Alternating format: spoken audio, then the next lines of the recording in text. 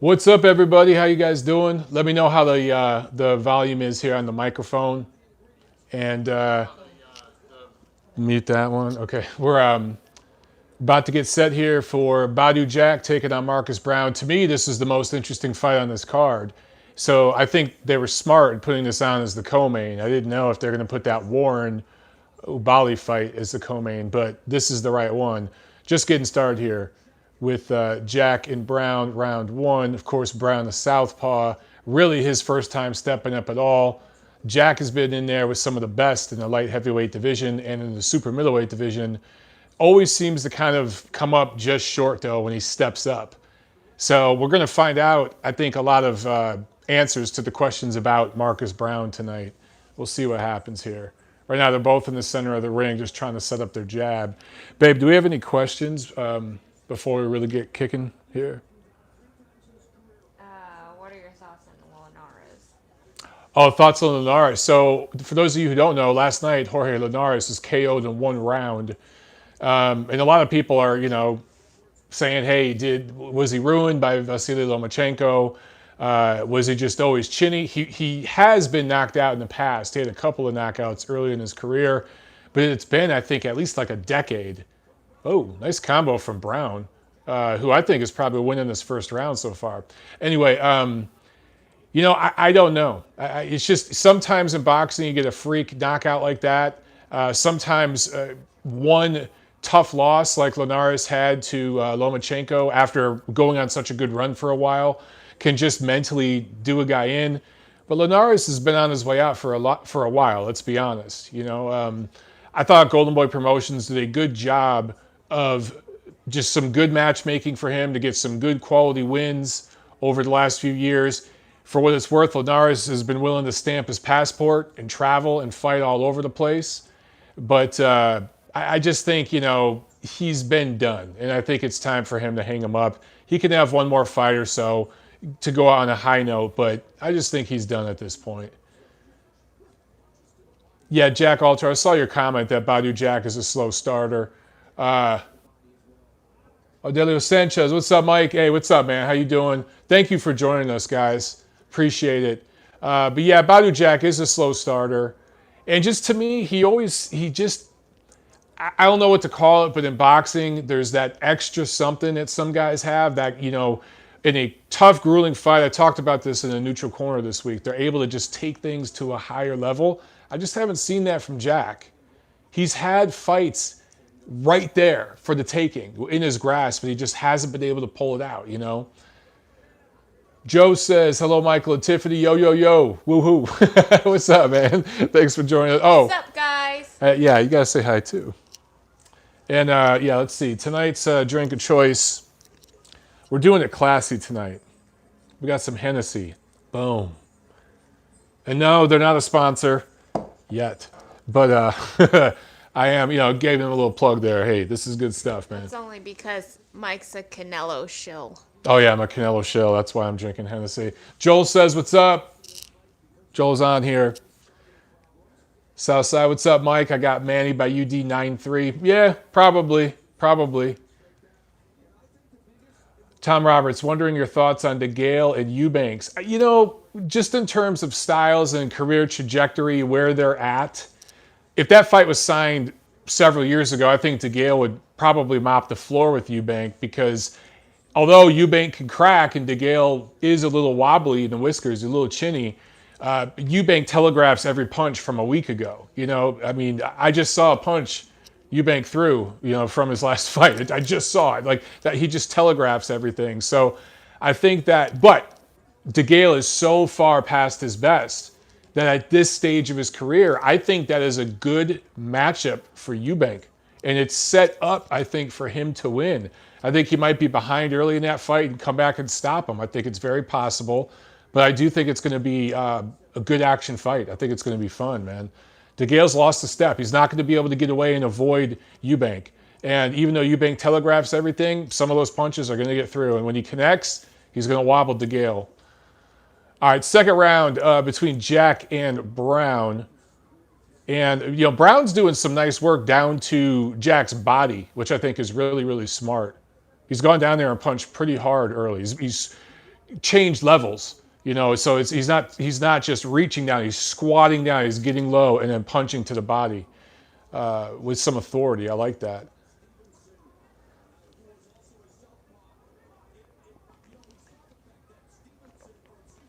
They're slowing down. They kind of started fast in the first round, I felt. They're slowing down a little bit. So Jack just landed a good straight right hand to the body of Brown, which is smart to do. Sam Baird, Adrien Waves of Fleek Broner. Oh yeah, is that what he said about his hair? I think earlier. Jesus Christ. Komatsuda, if all the judges get post fight interviewed. Yeah, I missed that question. If all the judges get post-fight interviewed, have to give brief summary of why they scored a fight one way, do you think it will benefit the sport at all? Ko, I think that's a great question, and I actually do. I think that part of, people have asked me about what about switching to 5 judges, or what about, putting headphones on the judges, and I think the best thing we could do with the current system we have is just hold the judges accountable. Now, right after a fight with an angry, drunk crowd, it could be dangerous to have them down by the ring. So I understand why they want to get the hell away. But post-fight interviews, when the fighters come out, the promoters come out, sometimes the post-fight interviews are done, and I'm talking about not on TV, I'm talking about with the media, with guys like me, credentialed media. Sometimes a post-fight press conference will be in a media center, depending on the venue, but sometimes it's right down in the ring. And they've been doing that more and more and more. It's easier for them to do it that way. And I think the judges should have to come and talk to the media. I think they absolutely should, but they're protected in Nevada. You just never see that. Bob Bennett sometimes, not even most of the time, but sometimes will come and talk to the media. Sometimes you get a commission official like that, but that's it, man. Very rarely does a ref hang around or a judge hang around. And I think that sucks. I think that's something, if I was running a commission, I'd have my guys stick around and answer questions with the media. Oh, is Barrios on here? What's up? What's up, Barrios? This one's for you, brother. Coming to Spence Garcia. Did I tell you that? Barrios is coming to Spence Garcia. Maybe we'll see you there. We just might. Guys, Tiff and I, you guys know we're renovating a house, but in fact, we just spent a whole day drywalling and mudding. I got the whole upstairs drywalled. I still have to drywall some downstairs. But anyway, that's why we haven't covered any fights live in a couple of months. But we're thinking about covering Spence Garcia live, because that's in Dallas. And I still haven't been to that training facility. And that's where that's going to be, right there where the Cowboys train. I think that would be fun. And then, what was the other one? Crawford Con is going to be in New York. That's easy to get to from Atlanta. That's a 90-minute flight. I think that might be fun to cover live too. So we definitely want to cover those, and we'll start getting to more fights, later in the year, in the summer. We're supposed to be done renovating the house March, April-ish. So just to let you know what's going on with us. But, okay, third round, Jack Brown. Now, I'm not watching this too intently, but from just based on a little bit I've seen while I've been doing Q&A with you guys, it's a close competitive fight. But I think Brown may have edged some of this early action. I don't know. Good body work right there from Brown. He threw about 4 punches. Only 2 of them landed, but it was a right and a left to the body that both landed pretty clearly. The judges had to see that. How about you have a 1-1, Jack coming on strong? Okay. I could see 1-1 after 2. Yeah. See, to me, okay, so we're a minute into this third round. And for me, if I'm being a trainer, right? Let's say I'm a trainer. My guy, if Jack is my fighter, he's not throwing enough punches. He's just not throwing enough punches. He's trying to be too perfect with it. Brown's not throwing a whole lot of punches, but he is throwing more. He's being busier. And therefore, to me, he's edging this round. Okay, now Jack came forward right there and landed some body shots. So, that made the round pretty close. We're halfway through. But I want to see, I just always feel like Badu Jack leaves it on the table, man. He leaves it. If your fighter is, let's say, a race car, Man, by the end of the damn race, the gas tank needs to be empty. There should be no damn gas left in the gas tank. And I feel Badou Jack ends fights with a quarter tank of gas in the tank. It shouldn't be that way. Brown doing a lot of work to the body. Neither guy, well, Brown, I was just going to say, neither guy really jabbing, and there Brown throws 2 jabs. So Jack just lunged forward but didn't really do anything with it. I still think Brown is just edging this 3rd round.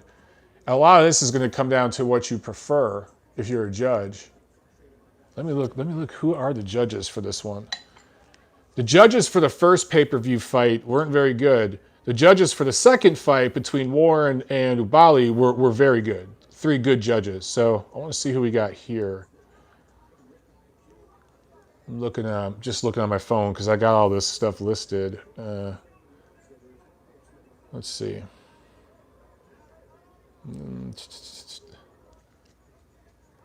Good solid ref in there, Tony Weeks. Okay, so Eric Cheek, Max DeLuca, Don Trella. What these judges tell me is that Badou Jack's winning every close round. That's what these judges tell me. So I would say 2 of the 3 judges are going to favor Jack. One of them will probably favor Brown slightly.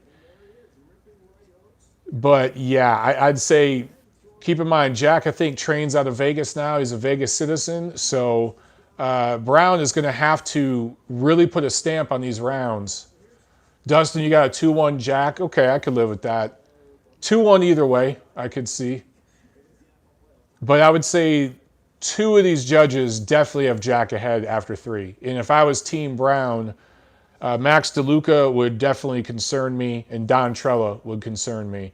Those 2 guys tend to be, house fighter kind of guys, which a lot of the older judges, that's just where they go. And after that really good bantamweight fight, this feels like a bit of a letdown. I thought this fight was going to open up a little bit.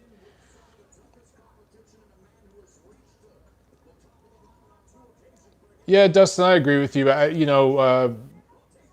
Jack, again, though, he's not doing it consistently. But yeah, I see right here in the 4th where you're talking about him just being in the center of the ring and making Brown move at his pace. And Brown's just kind of fighting in spurts. Again, though, Brown is throwing punches. Jack isn't necessarily throwing a lot of punches. So the judges might like what, Jack's pressure and what he's doing with his footwork. But there are other judges that might like what Brown's doing because he's actually throwing punches. I mean, I just counted maybe a 30-second span there where Jack didn't throw a single punch. And then he finally just threw a right hand and got tied up. So, man, this is boxing. You've got to throw punches. Here we go, another lull from Jack. He just pawed out a jab. Just dove in, threw a right hand. So, okay, in over 20 seconds, there was basically 1 punch from him. Although Brown not doing a whole lot himself, too. Yeah, man, this fight so far has been a bit of a letdown for me. And I don't know why. Brown is tying up Jack a few times here in the 3rd and 4th round, and Jack's not even punching. So why are you tying him up, dude? Punch.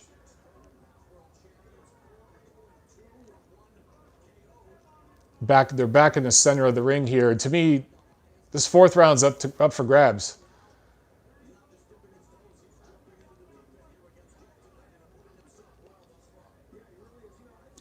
The thing that annoys me about Jack's, yeah, Edward, that's exactly what I said earlier. I feel like Jack has these lapses where I don't know if it's in his mind, he's worried about stamina or something like that, but he has these 15 to 30-second lapses where just nothing happens. He's moving his feet, which is smart because that keeps him out of range from getting punched to a degree, but you gotta do something with your offense. This has turned into an ugly fight so far here in the 4th, man.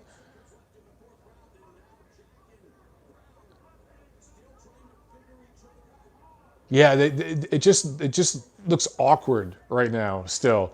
And again, Marcus Brown here tied up again, and there was no reason to. He is finishing this round pretty strong, though, compared to, Jack's just kind of waiting. Man, Brown might have stole this damn round in the last 30 seconds. For real. I don't remember a single punch landed by Jack in this last minute of the round, and Brown landed several. So Brown might have just stolen that fourth round. I got to say this is a 2-2 fight after 4 rounds. That's what I see.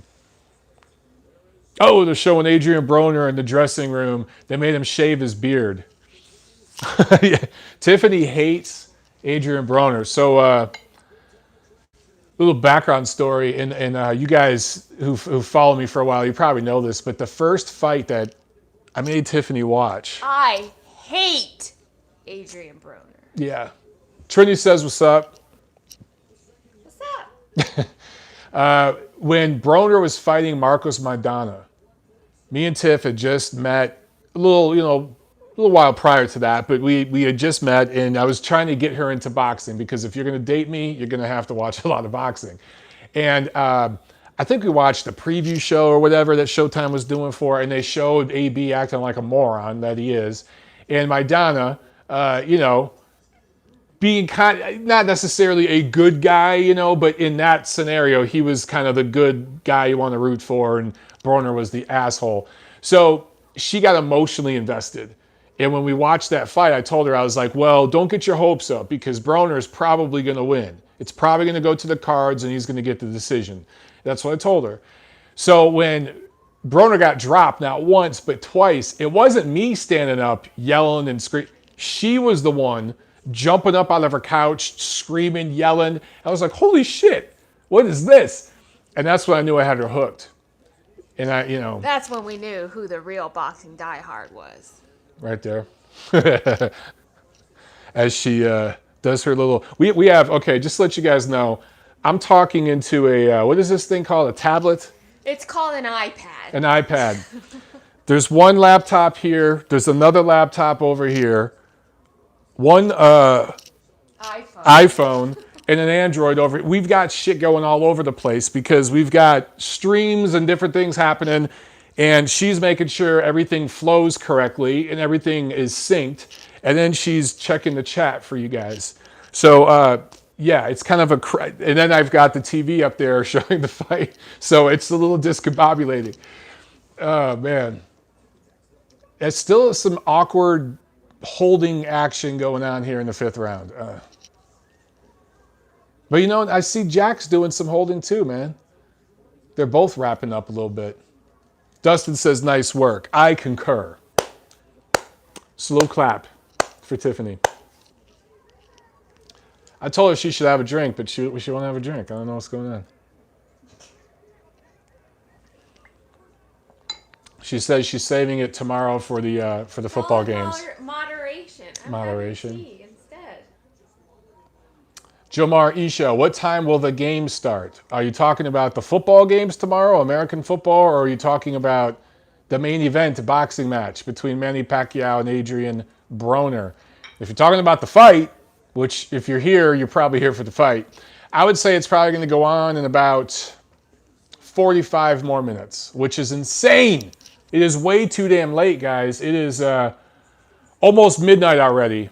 I know, I want to go fucking bed. Brown just landed some body shots that I think got Jack's attention a little bit. He kind of curled over, man.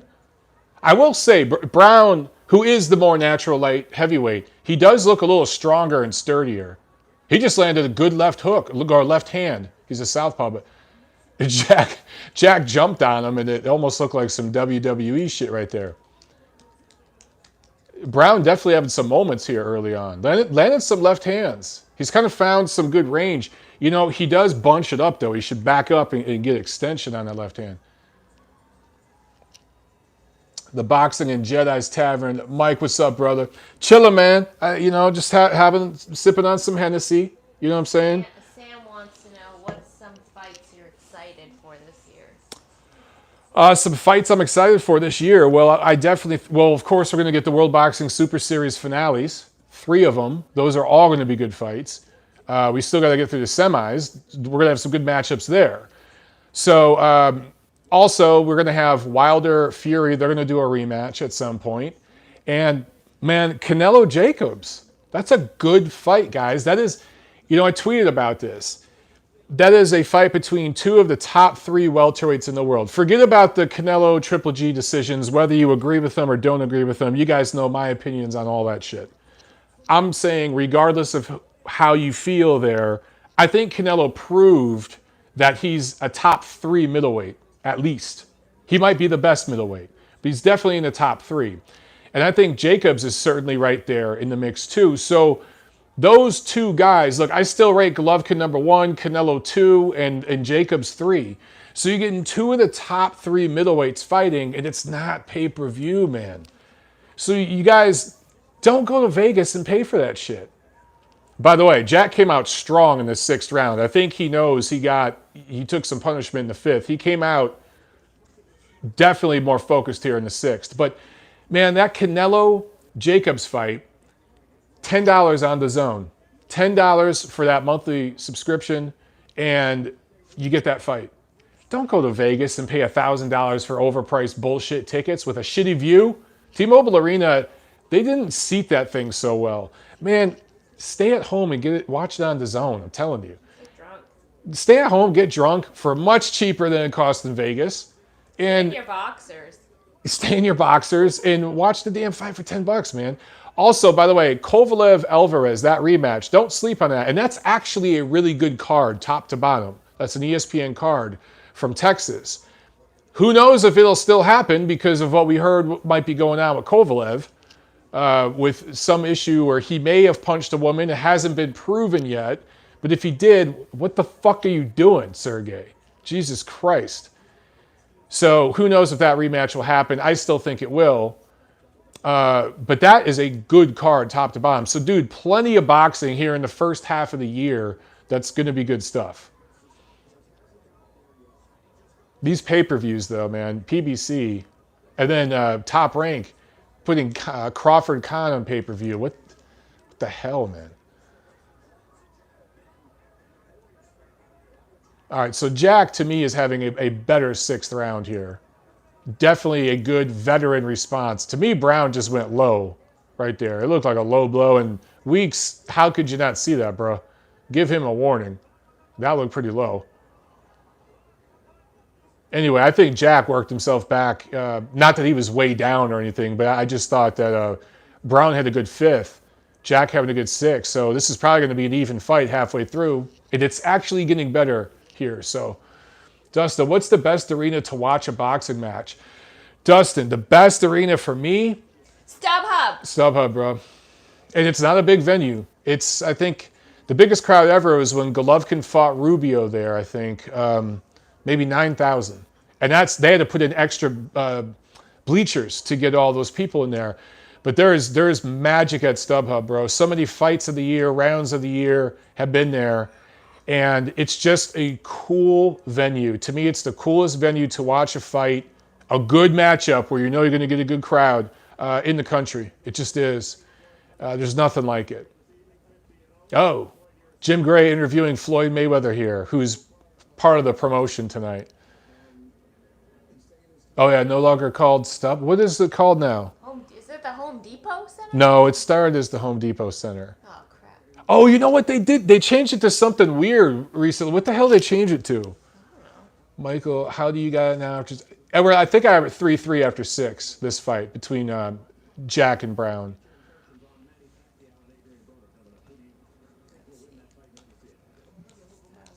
Jay Hunter, I appreciate it, brother. Thank you very much, man. You know I'm always going to keep it real with you guys. Dignity Health Sports. Dignity Health Sports. Yeah. Custer was saying that. Dignity Health. How do you, if you're a boxing writer, right? How do I say, like, tonight at the Dignity Health Sports Complex? What the fuck, man? I'm going to sound old right now, but growing up in Detroit, I go to a baseball game, and it was Tiger Stadium. The Detroit Tigers played at Tiger Stadium. That was it. And then, sometimes an arena would have, like, its own name. Like, the Detroit Lions played at the Silver Dome. And it was a dome that was silver in color, so it made sense. But now you get all these crazy-ass names, man.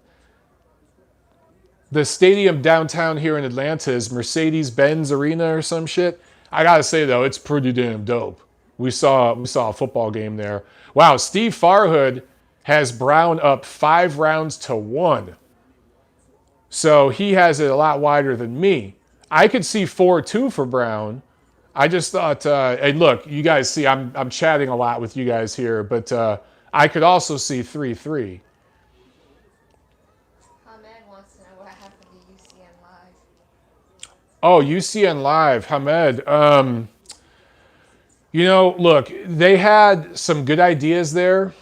One of the founders, Damon Bingham, he passed away a couple years ago, and that was kind of the beginning of the end because he was one of the founders and kind of the brains behind the operation. But the executives at UCN, the guys putting up the money, by the way, headbutt here in the 7th round, halfway through, Jack is cut really bad between the eyes.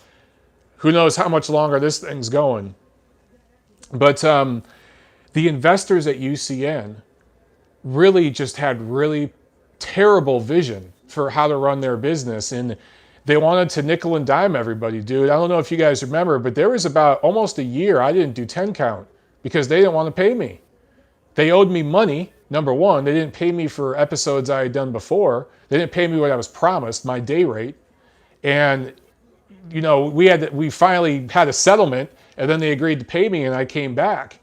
But I wasn't the only one having financial troubles there. I know Steve Kim didn't get paid for a while, and after, it's like, dude, if you want to have top talent on this platform and you want to put up this great production, you got to pay people, and they didn't want to pay.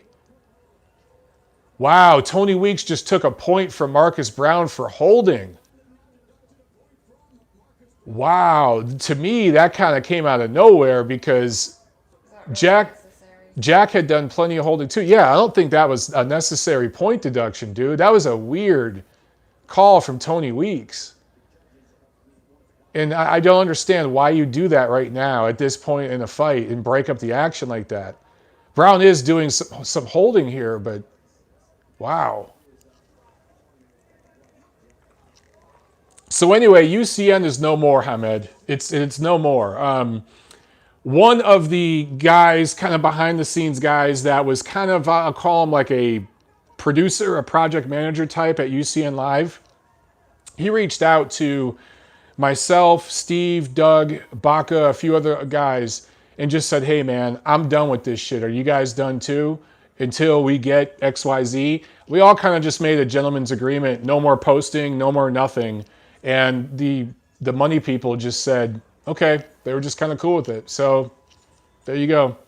And honestly, it had the potential to be the best boxing channel on YouTube, flat out, because it had the mixture of what I try to provide on my channel, which is, actual real commentary, fight analysis and all that. It doesn't come from a biased point of view, but it also had technical experience behind it and professionalism. One of the guys behind UCN Live is a famous movie producer. He's a millionaire. He's got the money. He could have made it a lot better. He just, I don't know, wanted to take advantage of people. So yeah, that's it. Ooh, that cut's bad. All right, let me get one more look at this. So it was an honest clash of heads. Both guys slamming together, although Brown, it looks like, was coming in to hold. Jack, it looks like he was coming in to punch. Pev Mel, Ray Mancini was amazing on there. Yeah, dude, Ray was awesome on there. And because of the connections that Steve had and some other guys there had, I can't mention the producers and stuff because these guys wouldn't want me putting their names out there. But again, these guys are millionaire movie producers who have produced huge television shows you guys have heard of. You would know their names, okay? They live in the same neighborhood as some of these other guys. So there would be shows with Ray Mancini on there. Tom Loeffler was on regularly. Larry Merchant. And there were plenty of other guys that we all could have got between us. It's just they didn't want to put up the money. And I'm like, dude, you're a millionaire. What's funny is they bring in professional sound people, lighting people. They had full-time tech people, editing people, and they pay them full rate. But the talent, the people on camera, they wanted to nickel and dime us. Yeah, Dave Smith, Ken Miller. Ken Miller briefly moved to Ohio, so he kind of went away for a minute. But Dave Smith is an experienced radio guy. He's been in the business for decades. And, dude, you gotta follow through with some of your promises. If you want to have good people on, you gotta pay the man. So that's that. Komatsuda?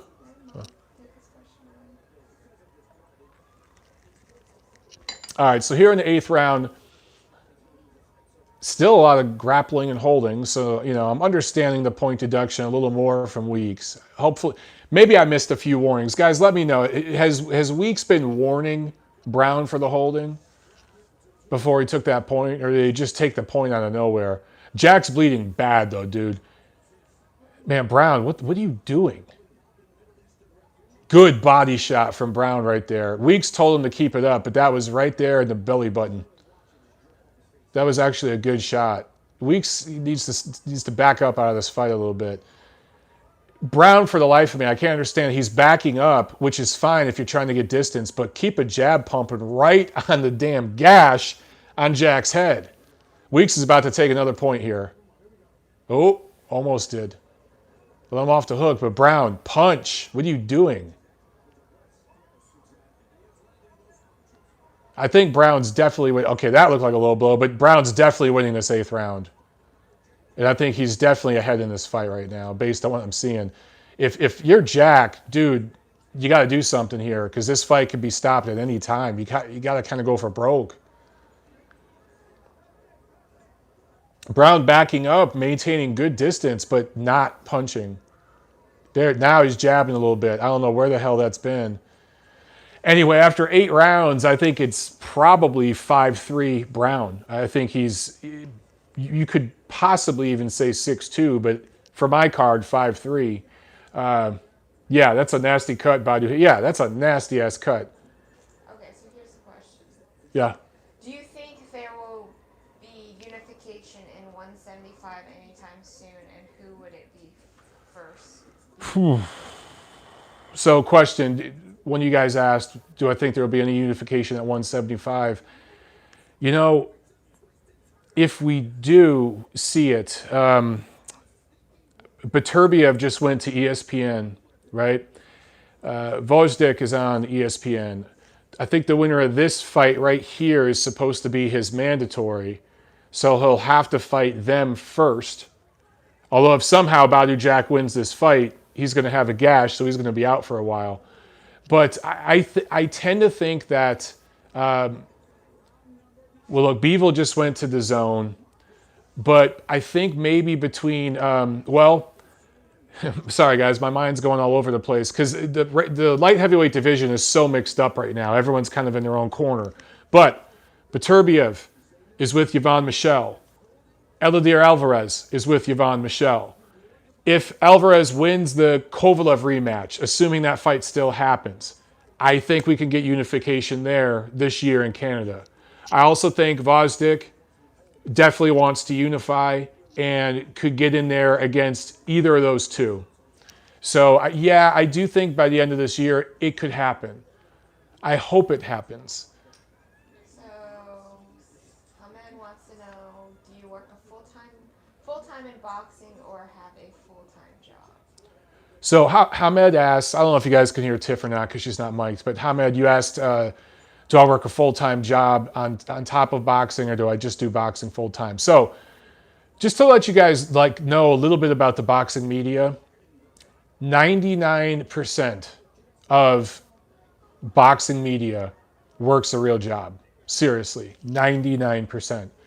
Boxing is very much a 1%er business, and not just with the fighters, but with the media. A lot of the commission officials, like here in Nevada, well, this fight's going on, Tiff and I have talked to a bunch of them. A lot of these older refs and judges, and not even that, but the people ringing the bell, the ring doctors, a lot of the people just working around the commission, the people that weigh, the weight scale, all that, are retired. They're people who are retired realtors. Jack Reese, the ref, retired firefighter. He does some real estate stuff, but retired firefighter. That's who most of these people are. They're basically volunteers.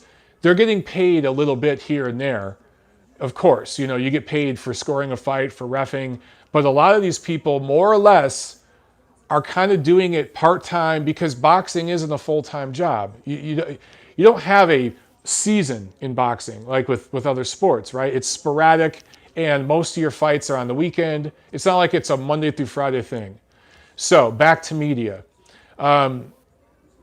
Yeah, I have a full-time, well, I'm currently interviewing for a job. I'm in between full-time jobs. But yes, I have a full-time, what I call a day job, and I work in finance and reporting. So I do that on top of the boxing thing and on top of some other side projects and stuff I take on in the entertainment business. Sometimes I get an acting gig or something like that. So all of the commentary I'm doing, the podcast I'm doing, all the articles I'm doing for Ring and Boxing Monthly and stuff, that is all on my freaking time. So basically what I tell people, I probably dedicate 40 hours a week to boxing of just all the different things I'm involved in. I absolutely dedicate 40 hours a week. So I basically work 2 full-time jobs. That's the honest truth. Could I pay my bills strictly on boxing though? No, I couldn't.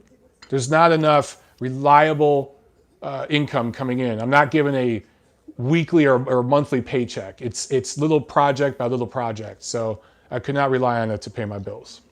USC Trojans own wants to know, Mike, who's your top 3 favorite fighters currently fighting? Damn, top 3 favorite fighters currently fighting. Give me Terrence Crawford. Give me Vasily Lomachenko. Give me Alexander Usyk. How about that? Just off the top of my head right now. Any one of those 3 guys might be the best pound for pound fighter in the world. Currently, I rate Alexander Usyk, or I'm sorry, I rate Vasily Lomachenko number 1 pound for pound. But I think, Terrence Crawford's right there, and Usyk really might be the guy. We just don't know 100% yet. All right, by the way, 10th round, and now we got Brown coming forward here, throwing punches. Jack doing a good job of making him miss, just spun him on the ropes there, but not necessarily making him pay. Not enough anyway. Jeff wants to know, who do we have for both games tomorrow? Oh, good question. So Jack wants to know who I pick tomorrow for the NFL games. Okay, so let me tell you who I want. Of course, I want the LA Rams to beat the Saints. Not just because I'm from LA, but before I was in LA, I lived in St. Louis for a while. And the Rams were in St. Louis when I lived there. So I liked the Rams back then. Before that, when they were originally in LA, Jerome Bettis played for the Rams, and Jerome Bettis is from my hometown of Detroit. So growing up as a kid, when Jerome Bettis, who we all knew in Detroit, played for the LA Rams, everyone in Detroit became Rams fans. So I've kind of been a Rams fan almost my whole life. I mean, of course, I'm a Detroit Lions fan. It's my original home team. But yeah, I want the Rams to win. And I actually think they're going to beat New Orleans because New Orleans beat them in the regular season. And it is very hard to beat the same team twice in a season in the NFL. For the same reason, going over to the AFC, if I was a betting man, I would bet for Kansas City to beat New England because New England barely got by, barely beat them earlier this year in the regular season. So generally speaking, again, when there's a rematch in the same season, the other team wins. But Brady is 41, 42? It'd just be badass to see the old man go back to the Super Bowl one more time. I just think that would be super badass. Because, I think he's been to 6 Super Bowls, if I'm not mistaken, 6. He gets compared to Michael Jordan a lot. Jordan went to 6 NBA Finals. If Brady went to another one, that'd be 7. I mean, that would just be on another level. And I just think a New England and Los Angeles Super Bowl, that's 2 West Coast, East Coast, 2 big markets. I just think that would be really, really cool. I'm a Drew Brees fan. All right. She's a Drew Brees fan, but do you think the Saints are going to win? So I don't care who wins between the Saints and the Rams Again, because Mike. I'm a Drew Brees fan because I'm from San Diego. Yeah, And Drew the Brees Chargers. originally played for San Diego. And the Chargers are terrible, and they do the same shit every year. And then until they go to the Super Bowl, Sports Talk I with still Troy. am not a believer. Sports Talk with Troy. That's a good point, dude. I forgot about that. He said it's you don't bet against New England in the winter, and I think it's supposed to be like -5 in Kansas City. I hate Kansas City. She hates Kansas City. I hate Adrien Broner. You know what, dude? They might win that game because Brady plays good in the cold, and that real cold weather, I think it's going to favor New England, the old, slower team, over Kansas City, the young, faster team. That weather's going to slow them down. I think it's going to be New England, LA. Boom. All right, 11th round between Jack and Brown. And Brown, now he's jabbing. Keep that up. Starts the 11th round jabbing. Should have been doing that the whole damn fight. Grievous, great performance by the Moroccan Ubali. I totally agree, man. He came and took that damn title. He wanted it. He took it. Very good performance. I have a question. Yep. Johnston. Cole Johnston asks, do you think Brown beats any of the current light heavyweight champions? do I think Marcus Brown beats any of the, I think he's assuming that he's going to win this fight, which I think he's going to win this fight. Does he beat any of the current titleists? No, he doesn't. I'm just not impressed. He's really starting to walk down Jack a little bit here. Jack's forehead is busted open like a grape, yo. Man, his face looks like somebody just, well, like a bunch of grapes. You know, when you're making wine, you bust the grape open, it splatters all. That's what his forehead looks like right now. Tony Weeks, what? All right, Ring Doctor's about to give Jack a look, and man, they might call this. He looks like Carrie. He looks like Carrie. You guys ever seen that movie, Carrie? That's what he looks like. In fact, I'm going to tweet that shit. I'm going to tweet this live on my video. You going to let him fight? Letting him fight. Damn. Hey, that Ring Doctor. Not bad. All right, I'm about to tweet here. I'm going to see, is there a GIF of Carrie? I'm going to see if we can find. There we go. All right. I'm tweeting her my video, guys. I know, not the classiest thing in the world, but it'll be over in a minute, I promise. Let's see. I'm going to say Badu Jack.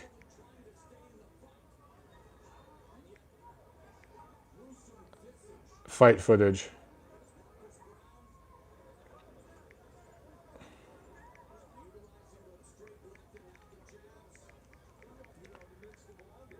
Is this entertaining as hell watching me send out a tweet, guys? I promise. Give me 2 more seconds.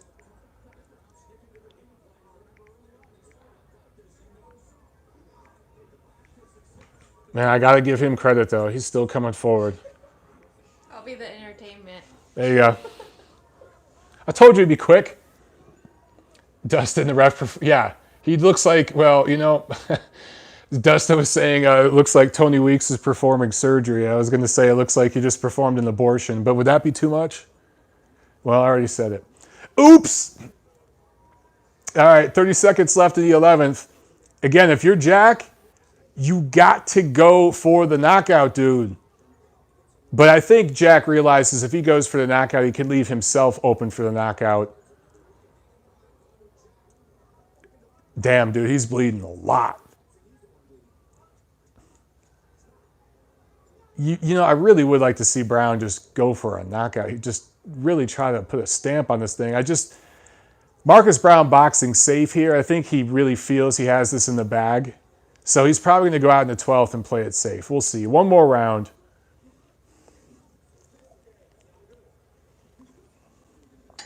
That Hennessy is damn good. It's been a monsoon today, just raining non-freaking stop. So. Another question for you. Another question, okay.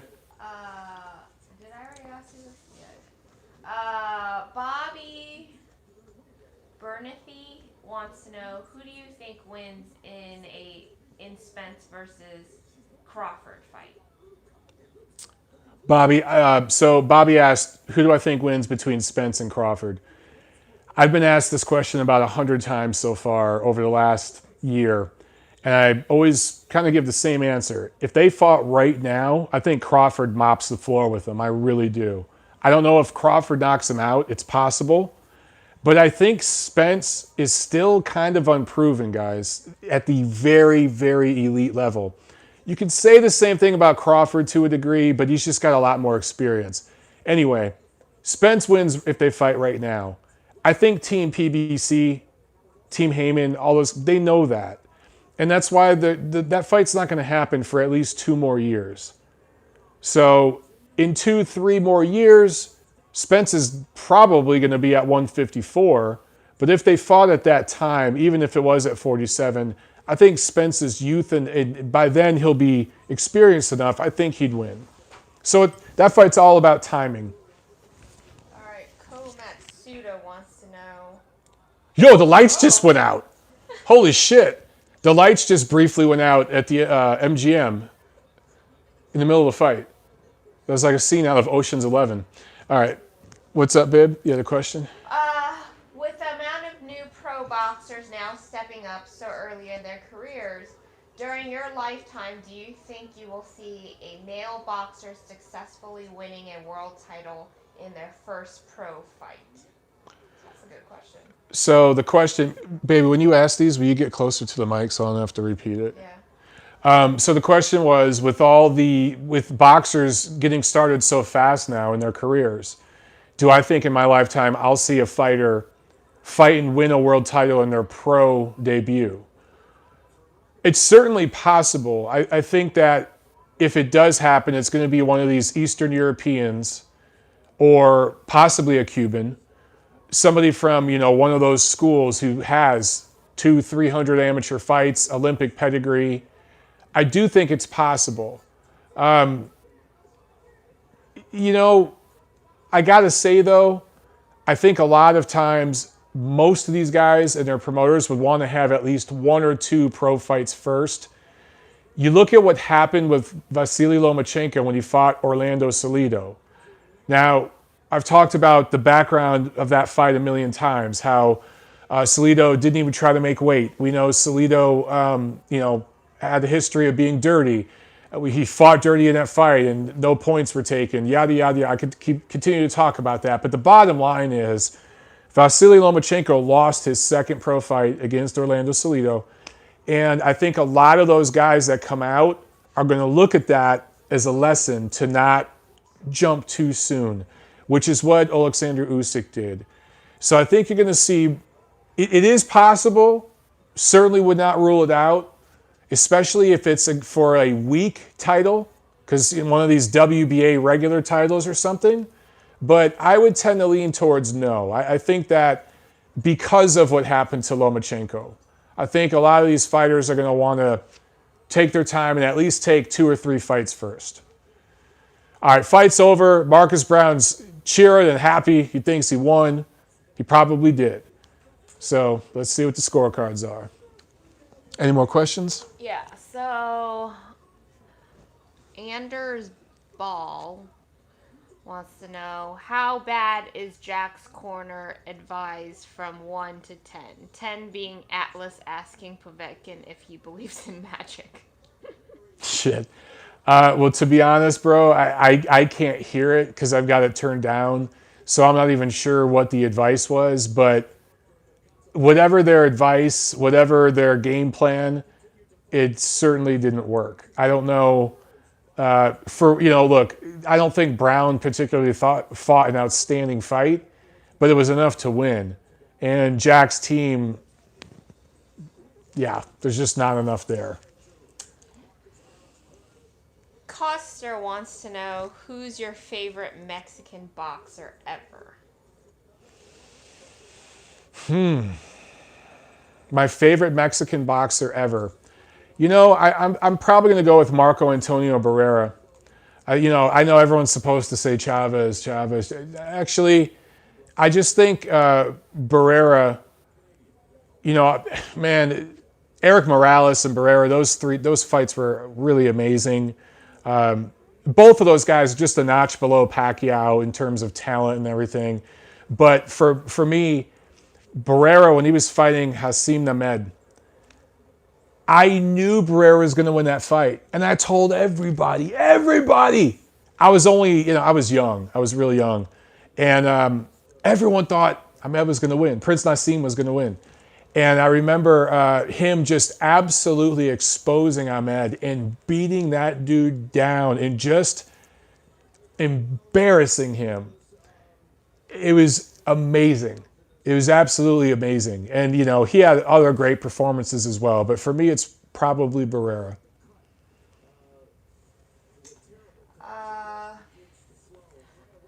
Mike Watson wants to know, New York used to have the referees score the fights with 2 other judges. Your thoughts on this, and why do they no longer do it? Well, there was a time when the ref was, or there were some commissions, some parts of the world where the ref was the only judge at different times in boxing history, where it was just the ref in there scoring the fight. For my money, I don't want the ref scoring the fight. I understand that he's in the ring, he's right there on top of it. I want the ref paying attention to the fighters and making sure everything's, all the punches are above the belt and everything's good to go. Both guys are conscious and okay, they're conscious and healthy. If you're trying to score the fight, you're paying attention to 2 things at once. So I don't like the ref scoring the fight. Okay. It's actually kind of funny. Can you guys hear Tiff asking these questions? If you can't, let me know. Jacinto Martinez wants to know, who has the better role in the soap opera genre, you or Stephen A. Smith? Who has the better role in the soap opera? Does Stephen A. Smith have a soap opera role? I didn't even know. Was Stephen A. Smith in a soap opera? Yeah, for those of you guys who don't know, I've been in 2 soap operas. The Young and the Restless, and Days of Our Lives. So, okay, next question. Andrew Ogilvy? Sorry, I'm probably butchering names. Sup, guys? I got a question. Who wins out of a prime Bernard Hopkins and a prime Triple G? Prime Bernard Hopkins versus prime Triple G. Oh, man, that's an interesting one. Now, are we taking into consideration fair scoring and everything else? If that fight's in Vegas or New York or something, I'd lean towards Hopkins maybe winning a controversial decision. But look, what I'm going to say here is going to be controversial, okay?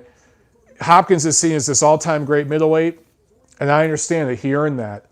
But his best 2 wins at middleweight were against career welterweights. They were against Oscar De La Hoya and Felix Trinidad.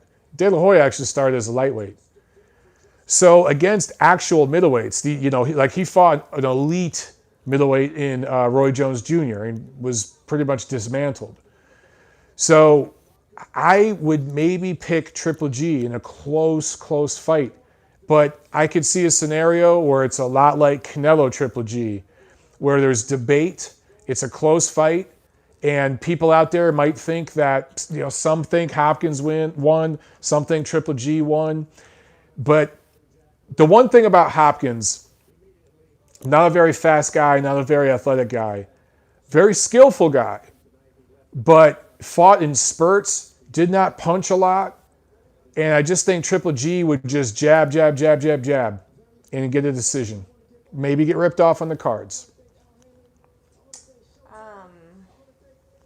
Adam Guarno wants to know, what do you think of a welterweight tournament? Adam, I love that. I love it. And, the thing is, PBC could do it right now. PBC has how many of the top 10...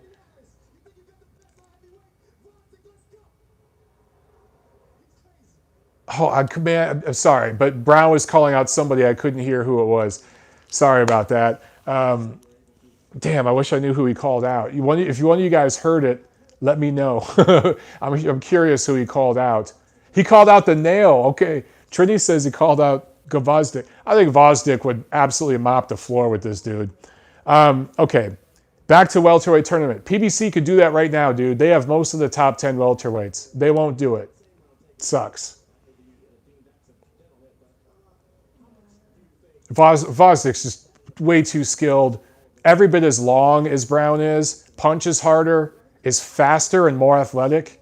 Yeah, that wouldn't be too good for him. Saul Maldonado wants to know, do you think Jacobs got a chance in getting a decision victory over Canelo? I think for Jacobs to get the nod over Canelo, he's going to have to win 8 or 9 rounds. You know, and look, you could make the argument that Golovkin won 8 rounds in that first fight, and it came out a draw. I don't know, man. I don't know. I think Canelo's become the new Floyd Mayweather. You're not going to get a decision against that guy in Vegas. You're going to have to hurt him, put him down. And you look, in terms of style, Jacobs might match up better with Canelo than Golovkin did, you know, looking back at it. Just in terms of his style, his body, his physicality, my concern for Jacobs is that he's not going to be active enough. He's going to have to punch 100 times around in that fight.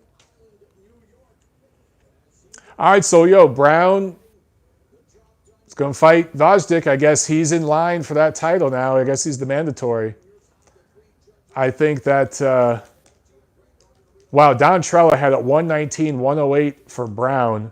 Max DeLuca, 116, 111 for Brown. Eric Cheek, 117, 110. I don't know about 119, 108 from Don Trella, but I think the other 2 scores were legit, man. Steve Farhood had it pretty one-sided too, though. Yeah, I don't think you could give Jack more than maybe 3 rounds in that fight. Okay. Ko Matsuda wants to know, just like how 15 rounds changed to 12, do you think there will be another big rule change in boxing, and what would it be? You have some good questions, Ko. Komatsuda, will there be another rule change in boxing? I don't think so. Boxing moves very, very, very slowly. I think if anything, it will be a rule change regarding weigh-ins or drug testing, possibly, hopefully, instant replay. I've been calling for instant replay in boxing for years. But perhaps the unified rules will come together for kind of like the WBC, 7-day weigh-in thing, or the IBF rehydration, maybe some unified rule around that. Something like that could happen. But as far as changing the number of rounds, I think the female fighters eventually, their championship fights might change to 12 rounds, 3-minute rounds. But that's pretty much it. That's all I see.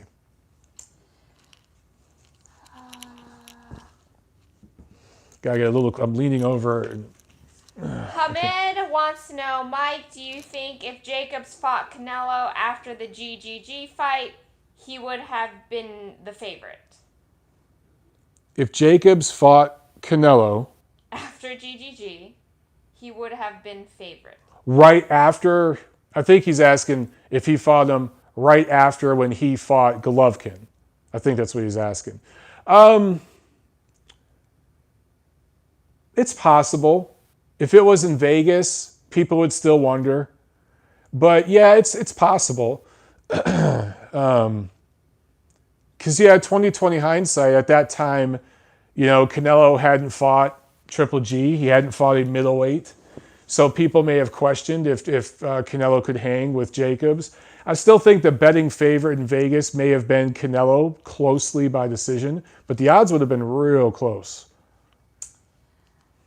Tom Roberts wants to know, biggest question of the year, will Fury school Wilder again?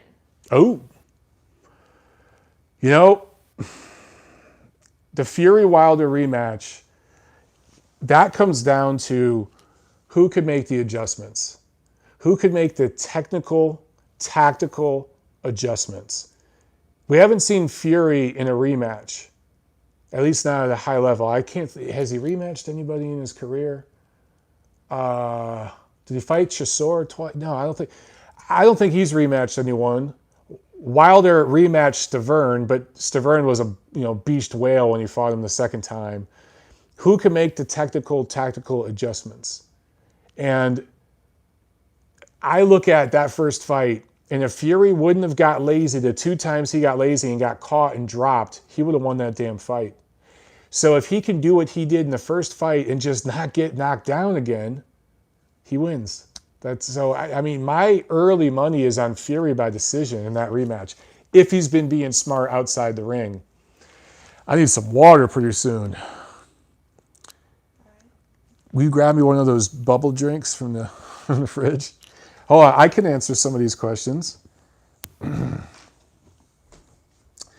matchup, Pacquiao versus a prime Aaron Pryor. Who you got? That's from Joel. Dude, Pryor probably just too big and too strong. But man, Pacquiao could get in there with his speed because Pryor wasn't the fastest guy. Damn, that's a good matchup. Ooh. You got to scroll up, you. Okay. You missed a bunch. Well, give me some more questions.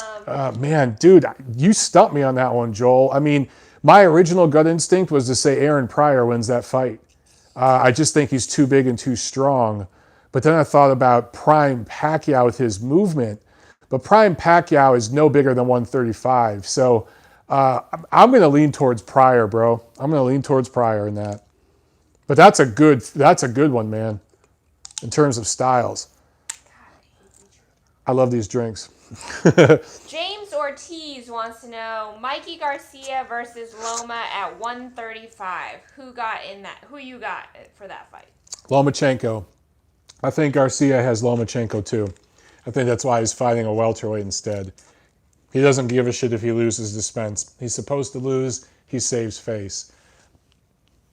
Trini wants to know, I thought they made same-day weight mandatory for major fights per ABC rule.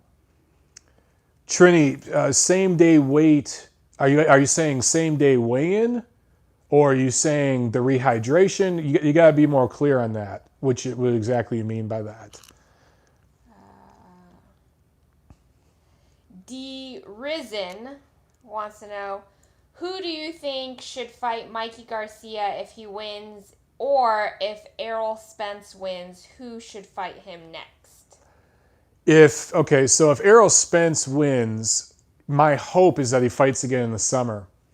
And he fights, they should go right back to Dallas, and they should do some sort of I'd love to see Keith Thurman fight on the same night, and have both of them fight in the same card, and the winners of that fight, their 2 fights, fight each other next. Knowing PBC, that's not going to happen. If it does happen, it'll be late this year. I think it's very possible Spence fights somebody like, I don't know, pick a name at welterweight, Sean Porter or somebody, late this year, and then early next year fights Keith Thurman. If Spence wins, that becomes a question. Does he stay at welterweight? What does he do? If Spence wins, now they're showing Devin Haney in the crowd, it's very possible he might go after Pacquiao, dude. Very, very possible. But he's not a welterweight. Now, Pacquiao isn't really a natural welterweight either, so that's why maybe he'd go in that direction. But at that point, he'd be a big name, right? Garcia would. He'd be calling a lot of shots. But do you see him going back down to 135 and fighting Lomachenko? Hell no. So I think maybe he'd call out Manny Pacquiao. Could happen. Cole Johnston wants Oh, there's Mary and Scotty. Oh, yeah. Those are my friends right here. Take a picture. Oh, shit. They were right behind, what's his face? Erickson Lubin. My friends from Detroit. My friend Scotty is a former pro fighter. And, man, they got kick-ass seats. Damn, dude. Text him. Let him know that tell him to go to my channel and just check out this video. Anyway, damn, that was cool, man. Seeing my friends there. All right, I got this thing moving. They're showing some girl ringside. Tiffany Haddish. I have no idea who this is. Absolutely no idea. Oh, Deontay Wilder's there. All the PBC crew is there, of course. jacket's disrespecting my people. It was cultural appropriation? Yeah. Cole Johnston wants to know, who's the best play-by-play announcer in boxing? Rinaldo, Tessitore, or Kenny? Best play-by-play announcer in boxing. I'm going to edge it to Joe Tessitore. But Mauro Ranallo has grown on me.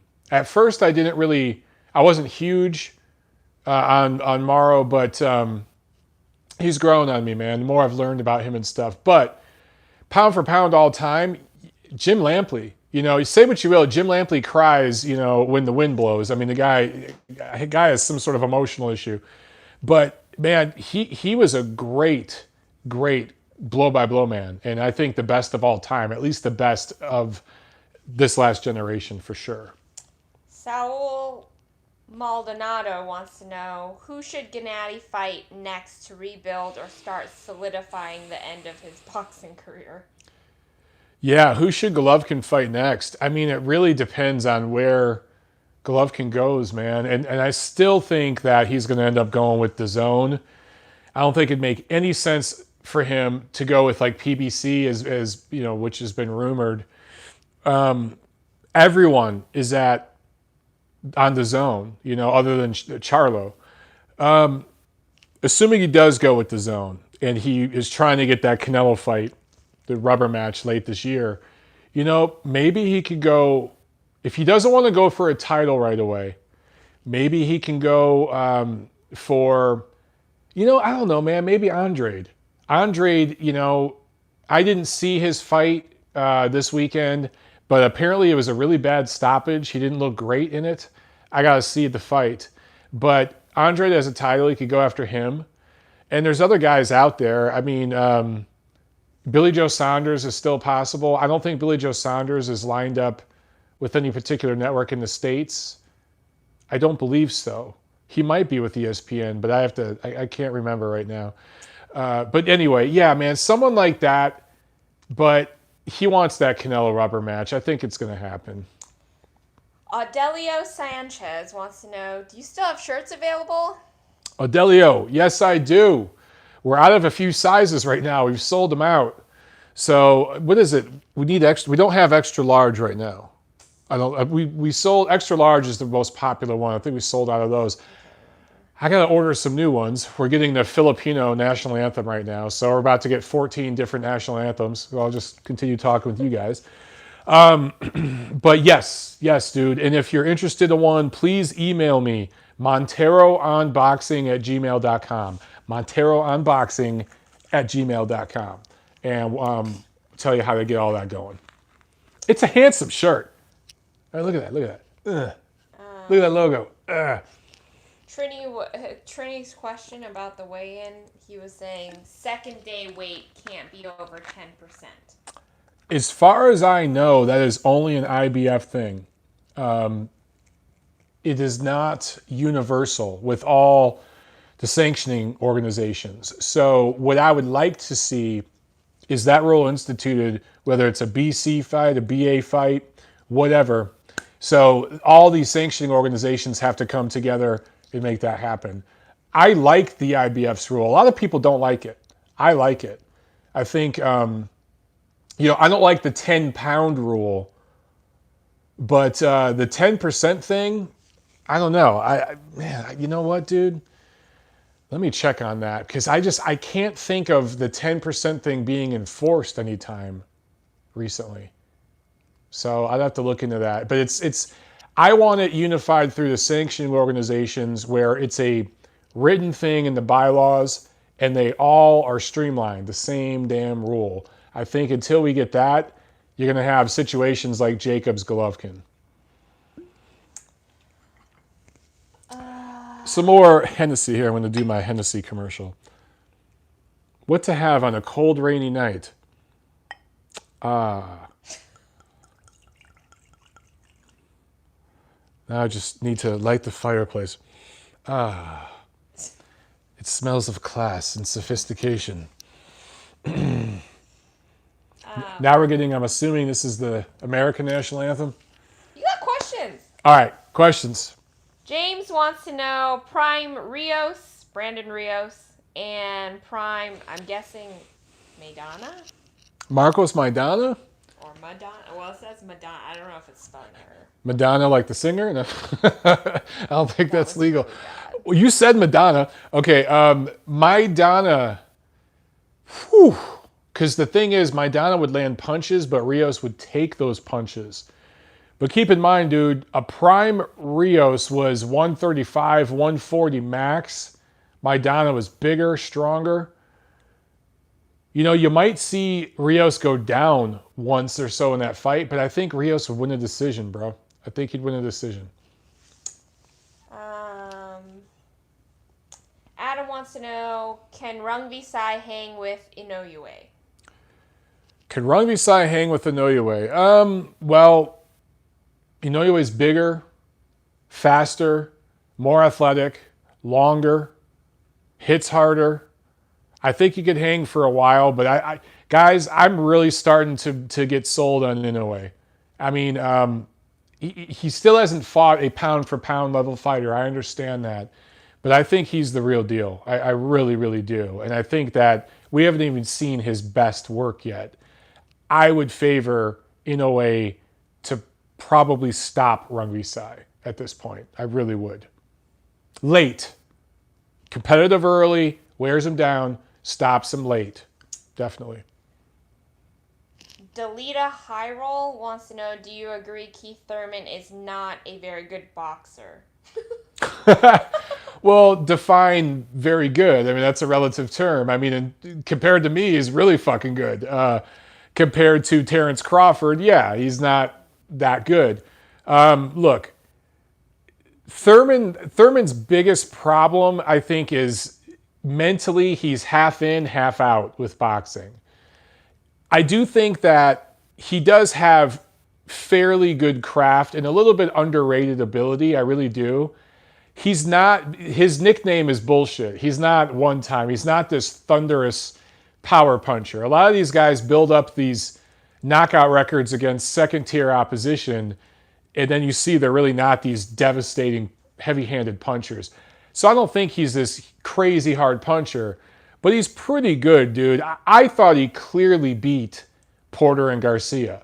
And Porter and Garcia, it's not like they're on the pound for pound list, but they're top 10 welterweight. So I consider Thurman to be a good quality A-level prize fighter at his best.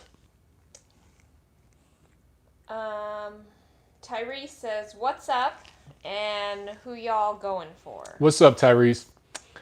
I'm not really going for either guy. I just think that people have asked me to like break down this fight and do like a whole breakdown video. This fight's very simple. Pacquiao's going to win a decision. He's not going to want to take a risk and, you know, want to get Marquez'd. He wants that Mayweather rematch. So he's going to take it easy, but he's going to win a decision here.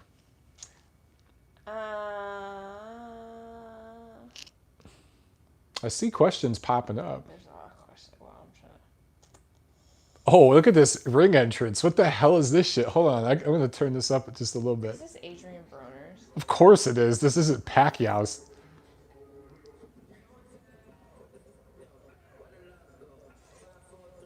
God, music is terrible. Yeah, music is really, really bad right now, man.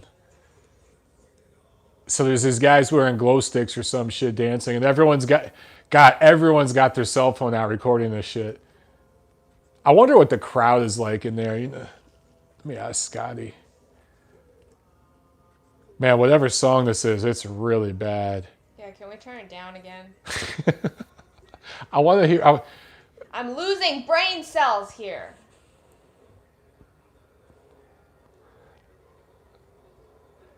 It never looks good when you have a rapper bring you out. Does he have a rapper or is it just him? What is he wearing? He's wearing, it looks like, so Broner is wearing... You look like a fucking moron. It looks almost like a fur coat robe. And there's some guy with him, some rapper, I guess. I have no idea who this is. Yo, dude, I grew up loving hip-hop. I grew up living in the inner city in a black neighborhood when hip hop was just exploding onto the scene and when it was really still a black music thing. And everyone around me was DJing and it was a big thing. There was house parties everywhere. I loved hip hop. It's become pop music. It's just garbage. It's really corny. It honestly is like kind of cornier than like 80s hairband music, honestly. It's just really cheesy and corny. At least the 80s hairband guys played instruments. Anyway. Night on the Tiles wants to know thoughts on how Salvador Sanchez was and could have been. Salvador Sanchez, one of the greats. I don't know, is that even like a controversial statement? Could he have been better? That's a scary thought, dude, because he was pretty damn special. You're going to have to detail that question a little bit more because, in my opinion, he's already considered up there with the greats. So that'd be like asking, how great could Sugar Ray Leonard have been? Not that I'd put Sanchez on the level of Sugar Ray Leonard, but you know what I'm saying? He was a damn good fighter. Broner is in the ring, and now we're waiting for Pacquiao's entrance. Will Pacquiao sing? That would be hilarious. That would be holding his gloves, the microphone slipping off his gloves, and shit as he's walking to the ring. Or he could just wear a headset. Oh yeah, see, right. Just do the Beyonce thing and wear the headset. Pacquiao is an awful singer. He's so bad. He almost sings as shitty as he plays basketball. But it doesn't matter, it's just fun. It's just bad karaoke and you have fun with it. That's why everyone loves his concerts. All right, Barca Raider wants to know, do you think Wilder will ever fight AJ or will he keep ducking him? Brother, I got to tell you, I don't think Wilder's ducking him anymore. I think at this point, it's Team AJ that's delaying that fight. I don't think they're ducking. Don't get me wrong. I don't think Pacquiao walking just right out to the ring, no wrapper, no bullshit, no fur coat, playing the Rocky music from Rocky 3, Eye of the Tiger. Anyway, dude, I don't even think it's necessarily AJ delaying it. I think that it's both promotional teams delaying that fight. They don't want to go up against Canelo Triple G3. And I originally thought it was going to be late this year. Guys, that fight's not happening until 2020. Deal with it. But it will happen.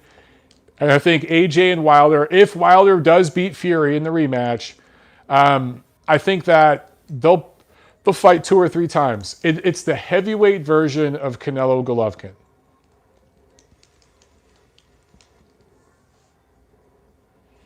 All right, Pacquiao's in the ring. Wow, Sam Watson just gave Pacquiao a hug. That's weird, man. You go back a few years to when he fought Mayweather, that shit wasn't happening. It was happening behind the scenes when they were writing checks together, but not in the ring. Floyd Money Mayweather wants to know. Oh, Floyd's in the chat. What's up, Floyd? Who would win, Canelo or Spence? Canelo would beat the shit out of Spence. Not even close. Spence would have a couple of moments early on, but dude, Canelo would mop the fucking floor with Spence right now. That's 2 weight divisions separated. He would destroy him. You guys got to chill on Spence a little bit. I like Spence.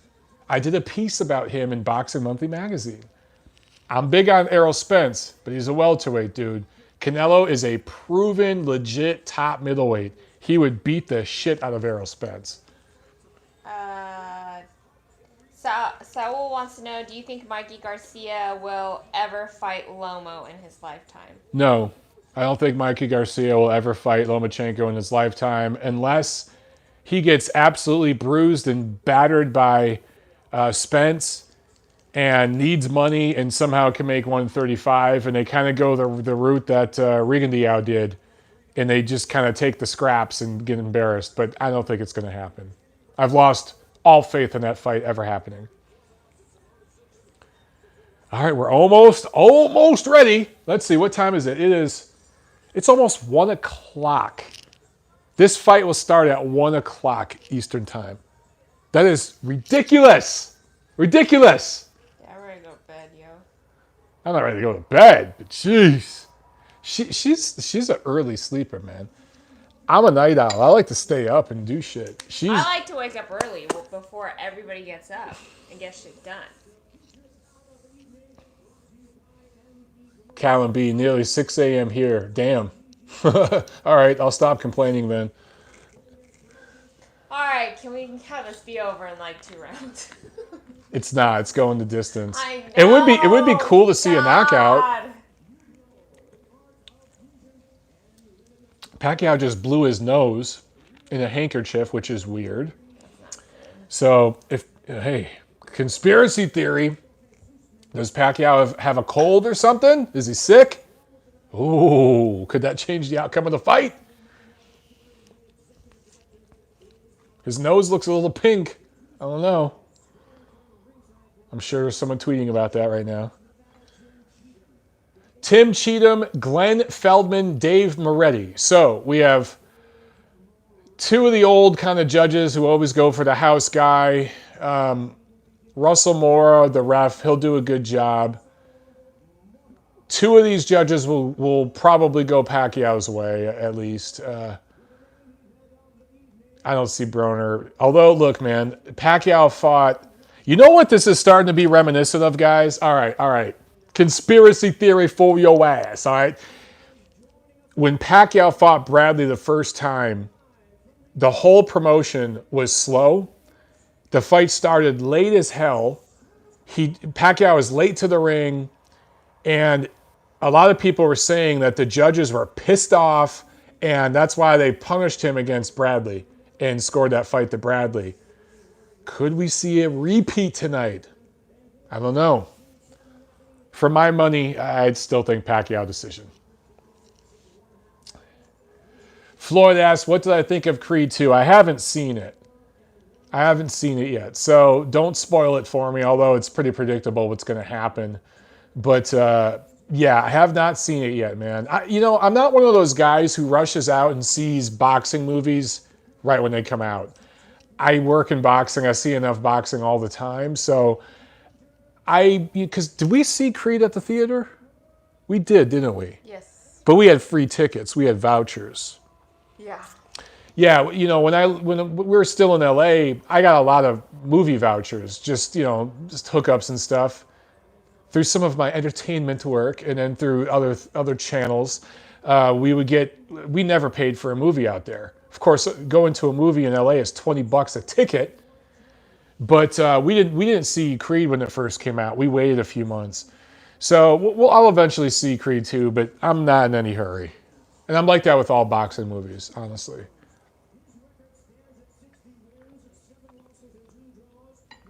All right, here's Pacquiao. The classy Jimmy Lennon Jr. announcing the fighters. We're about to set here, about to get going. Any more questions before we kick it off? Chances Manny walks into one late like he did against Marquez from Clint. Clint, there's always a chance of that. It's boxing. The difference is Broner fights absolutely nothing like Marquez. I believe Broner's a clean fighter, despite all his issues outside the ring. I'm not very sure Marquez was. There's a massive cloud of suspicion around him, particularly in that fight. So I just don't see it happening, dude. Broner just doesn't punch hard enough. Watch Manny get knocked out right in the first round, now that I say this. I just don't see it. Always possible, but I think we're going to see a 12-round decision because there's a lot of future business on the line for Pacquiao. He knows it too. There's basically, I'm not going to say $100 million, but a good $50+ million on the line. Collectively, it might be $100 million for him over a few fights. Down the line, he's got to win this fight. So they got big plans for him at PBC, man. They didn't sign him to lose. All right, we're about to get started. Here we go. Round 1 is underway. Man, Pacquiao's got some big-ass calves. They seem to get bigger every year.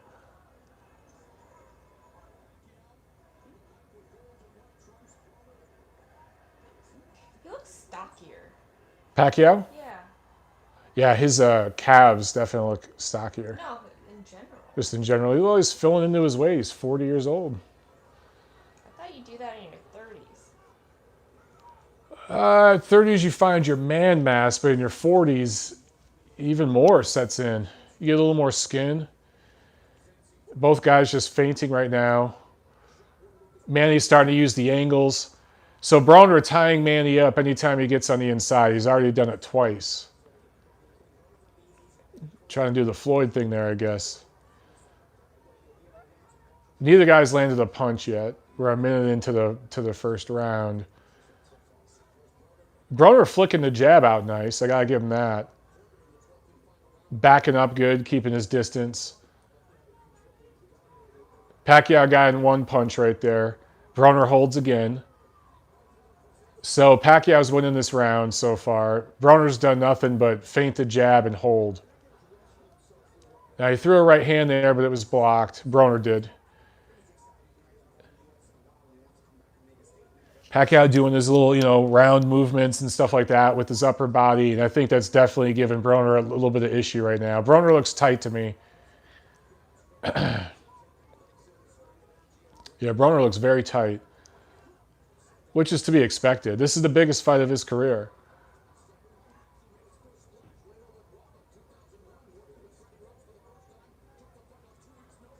Pacquiao getting a left hand there. It didn't land flush, but it was enough.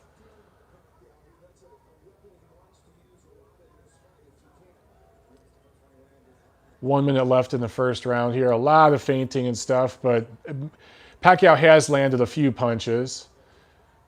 Definitely winning the round. It looks like Broner got a little left hook in there. More of a slap.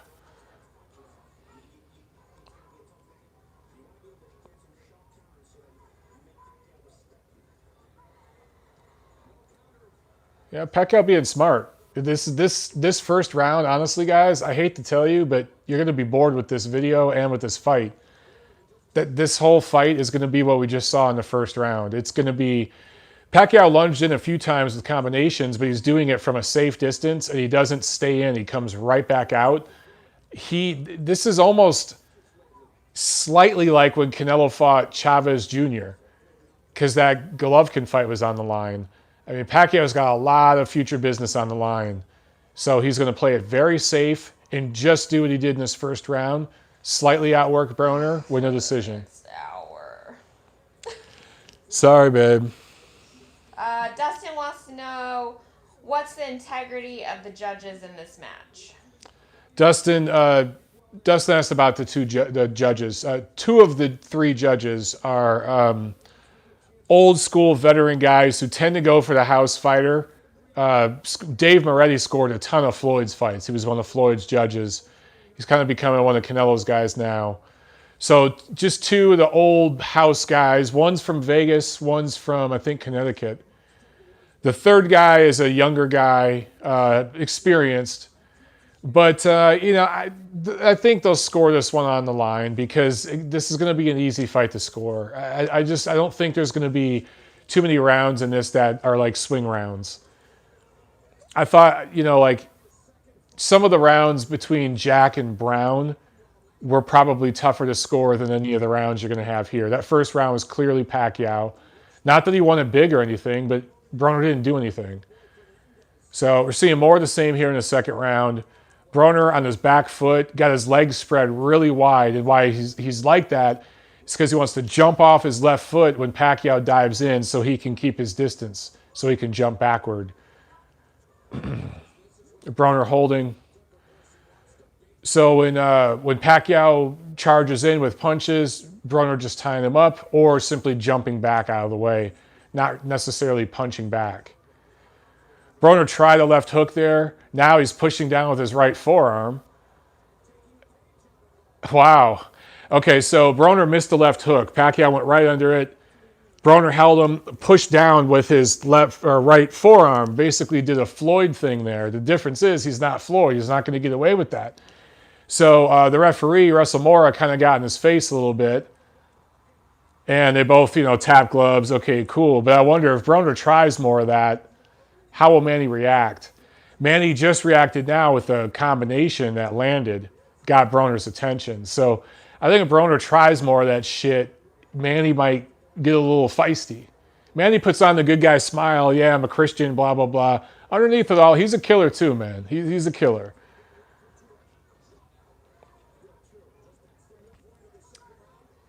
Broner's, sticking out a nice jab here and there, but everything's off the back foot.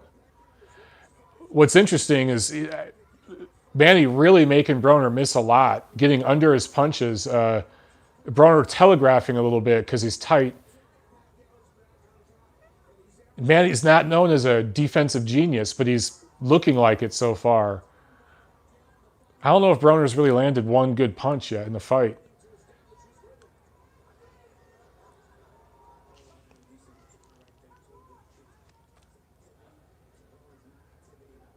A lot of feinting. Broner almost got in a counter right hand there.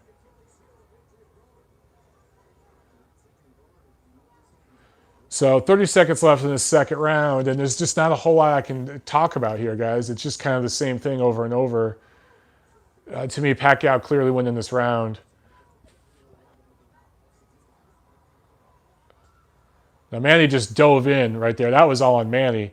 And Broner held him, but that wasn't Broner's fault. That was Manny's fault. They touched gloves again. They're definitely being buddies right now after all the trash talk from Broner. Yeah, not the most thrilling fight in the world. So 2-0 Pacquiao, pretty easy fight to score.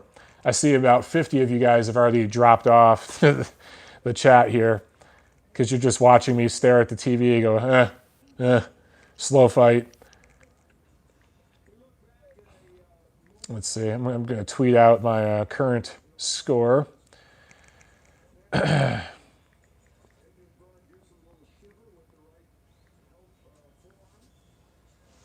Yeah, this is a easy fight, easy fight to score so far. I'm in Jamaica, can't stream the fight, been trying for hours. This is the closest I've come to watching. Thanks. Hey man, Goots Loot, thanks for tuning in, dude. I appreciate it, man. I'll give you the blow by blow, man. So far, 2018 Pacquiao, pretty easy fight to score. He's not dominating, but he won the second round bigger than he won the first round. Broner really hasn't landed a meaningful punch yet. Getting closer. He got close with the right hand in that second round.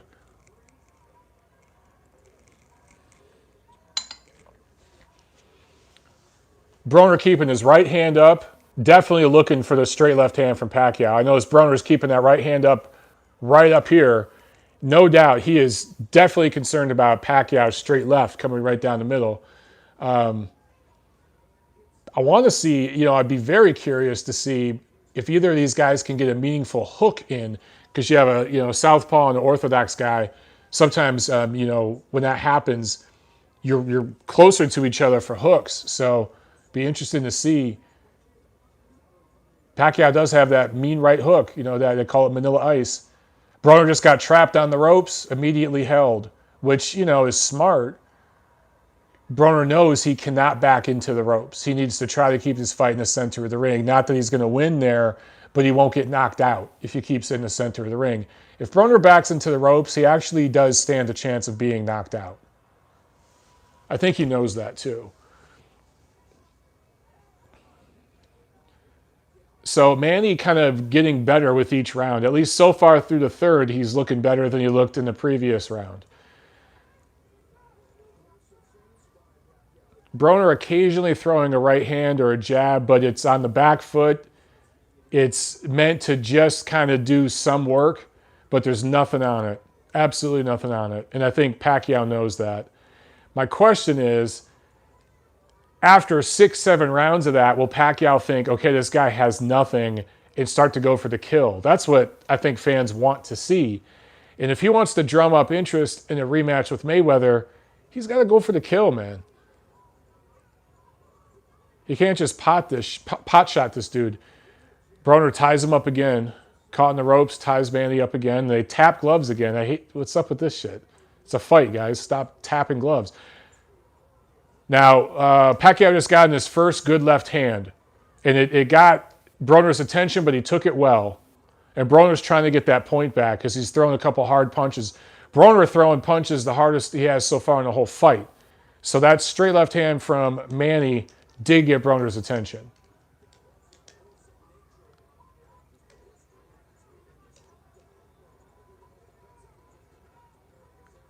It's about 20 seconds left in this third round. Another clear round for Manny.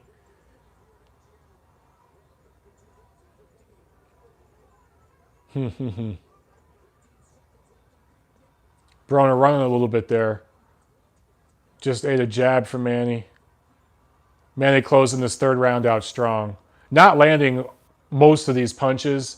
He's throwing some flurries, and most of them are missing or getting blocked, but he is landing some of them. Broner really hasn't done much at all in this fight. Yeah, Pac 3-0, pretty easy fight to score.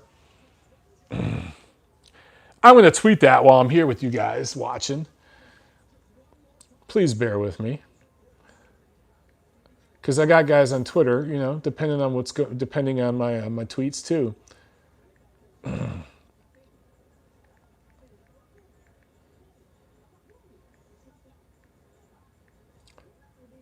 All right. They're showing a replay here.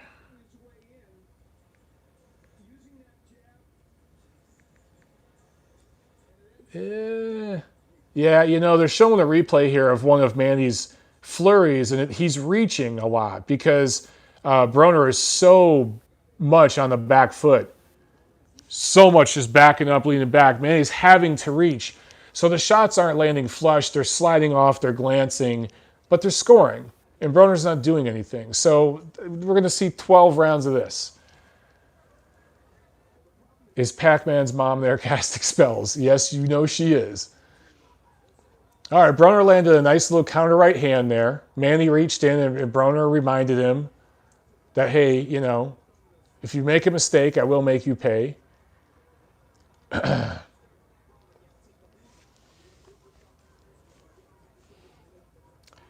You know, Broner's trying to counter punch, and I just don't know if that's the right play for him. And Broner's leaning back so much. Manny just landed a jab, but because Broner was landing back so much, it made it look like it hurt him. He kind of fell back a little bit because he was off balance. That's how much on the back foot he is.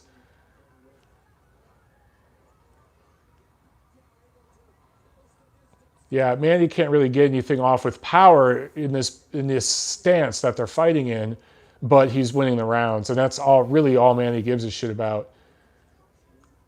So a minute into the fourth, and Broner's actually had a couple of moments here in the fourth round, but he's still losing the round clearly. We're kind of in a pattern now where both guys feint and feint and feint, explosion, feint and feint and feint, explosion. But the difference is Broner's throwing one punch at a time, Manny's throwing 5 or 6.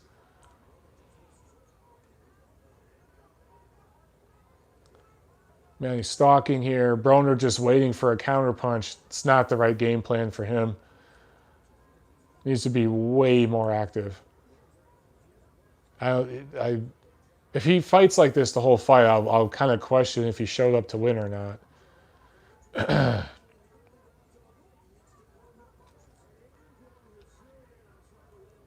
A minute left in the fourth. This is Broner having his best round. He's not losing it as badly as some of the other rounds, but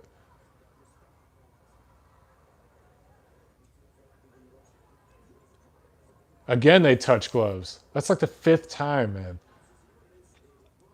They got tangled up a little bit and they touch gloves again. I don't like that shit. It's kind of douche chilly. I'm getting chills, douche chills from that.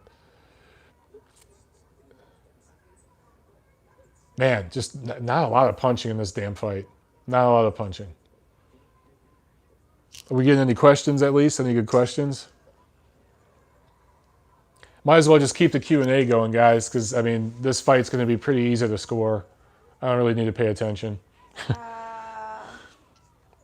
you think Linares is finished after last night? Do I think Linares is finished after last night? Yes.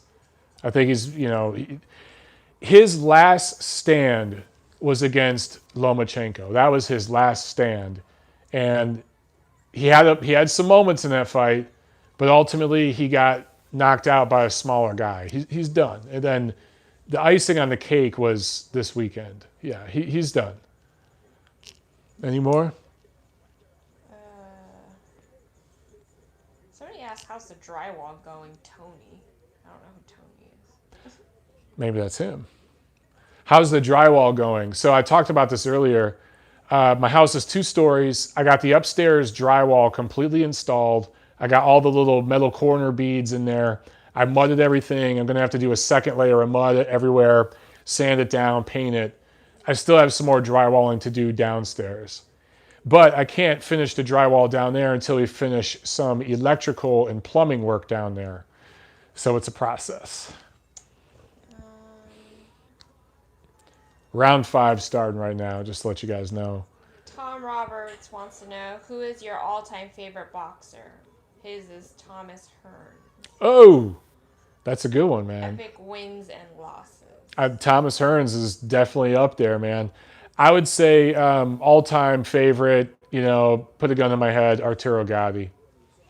You want to talk about epic wins and losses, and just the way he lived his life was up and down, tragic. I still think that if I was a Hollywood producer and had millions of dollars at my disposal, I would produce a movie about Arturo Gatti's life, and I would have Mario Lopez star as Arturo Gatti. I think he'd be perfect for it. Clint wants to know, do you think either Shakur or Teofimo get a title shot this year? So Shakur Stevenson or Teofimo Lopez, does either one get a title shot this year? I definitely think Teofimo Lopez is closer. It's very possible by the end of the year Teofimo Lopez fights for a title. Again, if I had to bet, I would bet the over that happens at the end of 2019. Absolutely. Gerald Cho wants to know, was Linares' loss a preview of Garcia against Bigger Spence?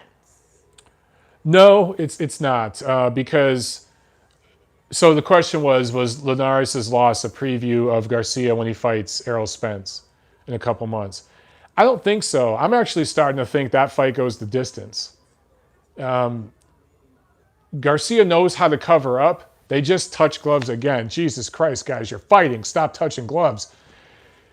Garcia knows how to cover up. He knows defense. His fundamentals are sound.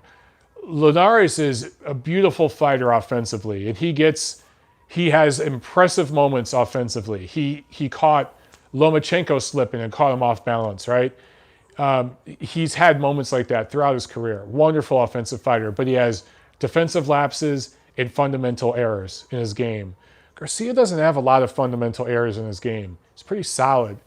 So, no, I don't think you're going to see some devastating one-punch knockout at all. I wouldn't be surprised if 3-4 rounds into the Spence-Garcia fight, if it's even. Don't be surprised at all.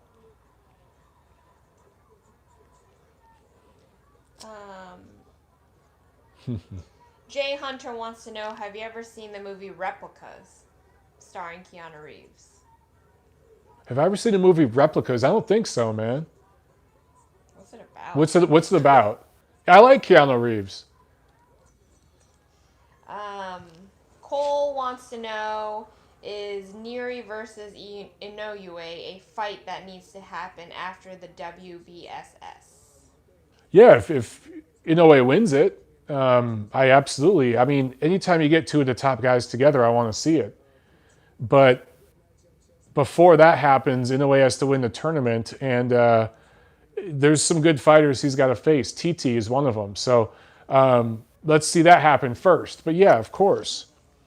I wish Neri was in the damn tournament.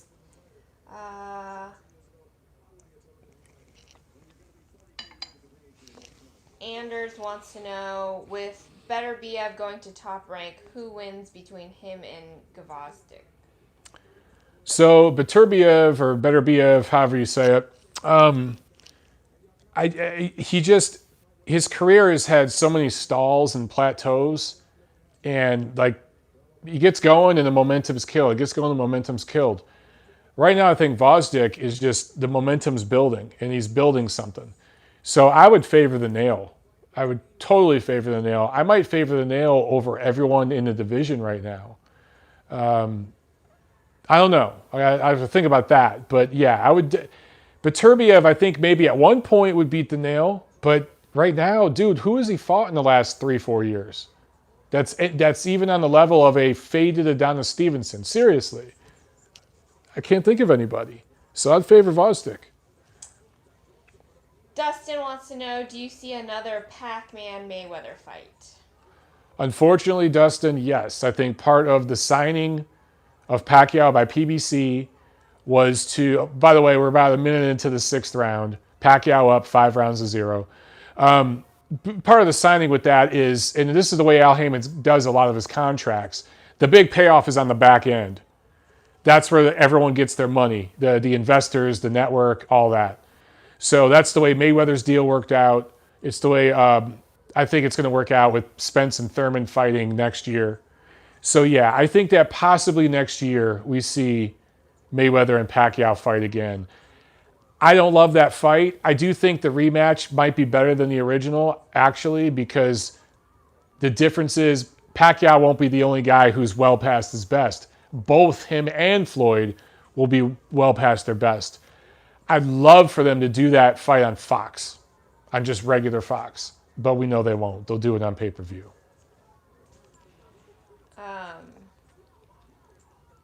Knight on the Tails wants to know, does Benavidez beat Plant? Right now, I would favor Benavidez to beat Plant, yes. Although, if they fought like next month, I'd favor Plant because he's been active, he's been in shape, he hasn't been doing a bunch of cocaine. Benavidez has been a cokehead recently. But a fully trained Benavidez 6 months, 12 months from now, I think he wears down Plant. He does what Uzcategui could not do because he's bigger, stronger, and punches harder and straighter than Uzcategui. So yeah, I think he'd win. Pacquiao's starting to get in some straight left hands here and there. Starting to really touch Broner up a little bit here in the 6th round. Maybe he's finally getting bored. I think this is Korean, so I can't read it. But they want to know, who do you think will be the number 1 pound for pound in 2019? Wow. Who will be the pound for pound best fighter in the year by the... Oh, Broner just landed a 1-2... he had his best moment there, and he's talking shit. But, dude, you landed 2 punches. You're getting beat 60-54. God, what an ignorant piece of shit. Wow. Okay. Man, at the end of this year, pound for pound number 1. It depends on who these guys fight. Who does Lomachenko fight? Who does Usyk fight? Who does Crawford fight? We already know Crawford's going to fight Amir Khan. That doesn't do shit for him, pound for pound. But if Usyk actually moves to heavyweight and fights somebody like a Dillian White or someone on that level and beats them, he even talked about they reached out to Alexander Povetkin and they turned it down. If he beats somebody like that at heavyweight, man, he'd be the guy. He'd be the guy. If Garcia beats Spence, a lot of people would rate him as the guy. I don't think they should. If Canelo dominates and knocks out Jacobs and then beats Golovkin again in the rematch, it'll be Canelo. You know what, dude? If I had to bet, based on the politics of the sport, I'd bet on Canelo.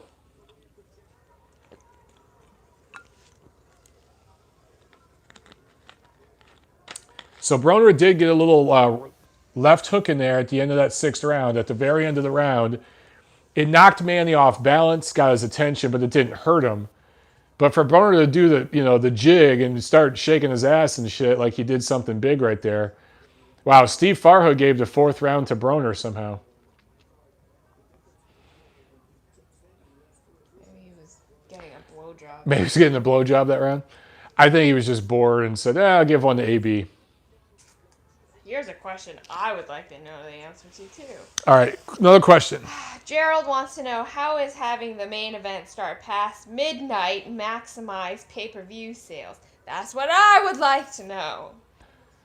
You know, man, the only thing I could think for that is, and this is just me theorizing, maybe they were paying attention to the UFC card tonight, and they were trying to start their main event after the UFC main event so that they weren't going directly head-to-head with their main event.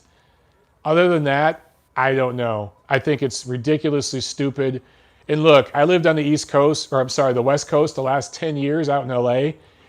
So the late pay-per-view starts and stuff never affected me, except when I had to travel to New York to cover fights. But for the most part, man, it never bothered me. I never really thought about it.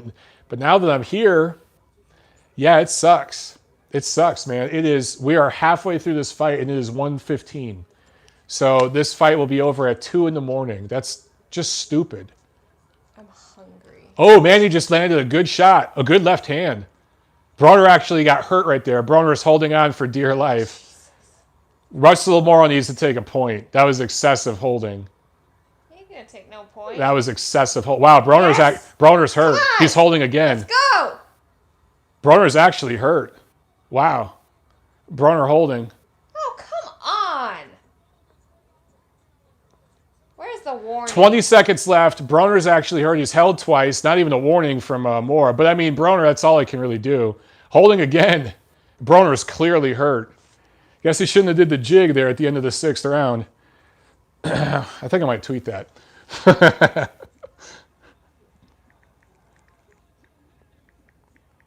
I'm going to say Broner hurt bad in the 7th. Guess it was a little too soon for him to do the jig. I'm going to get in so much trouble for this. At the end of the 6th for finally landing a punch. Come on, that's a good tweet. Any of you guys watching this, if you're on Twitter right now, you got to retweet this. So check out this tweet. Broner hurt bad in the 7th. Guess it was a little too soon for him to do the jig at the end of the 6th just for finally landing a punch. I'm going to say after finally landing a punch. All right, boom. That's going to get a lot of retweets. They're showing Jinky after that. She was loving that. All right, 8th round. Broner should be recovered. He wasn't that badly hurt. He was stunned, but I don't think he was on Queer Street or anything. So he should be fine. It looks like he's got his legs back here in the 8th round. That was probably the most exciting moment of the fight we're going to get. Everyone who actually paid for this pay-per-view was pretty much paying for this to watch Broner lose, hoping he'd get knocked out. So there's going to be a lot of disappointed people in 4 more rounds.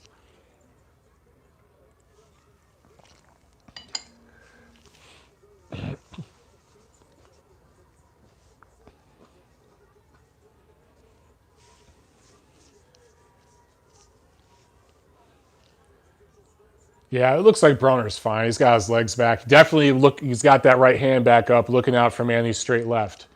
I saw he's been pumping it up real high.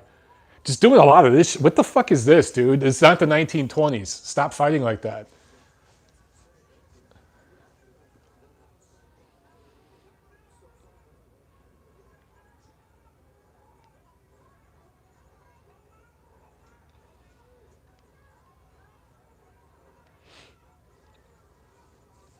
Yeah, it's much slower 8th round here. So yeah, that 7th round was the highlight of the fight, guys. Sorry. Don't shoot the messenger. UFC. Oh, so Jeff, was that UFC fight over really quickly? I don't even know who the hell was fighting. I don't really follow that shit, but. So wow, so they weren't even going up against that.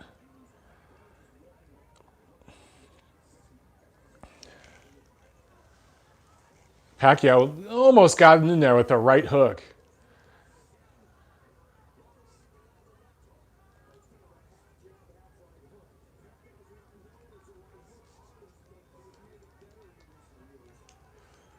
Just tap gloves for like the 100th time here.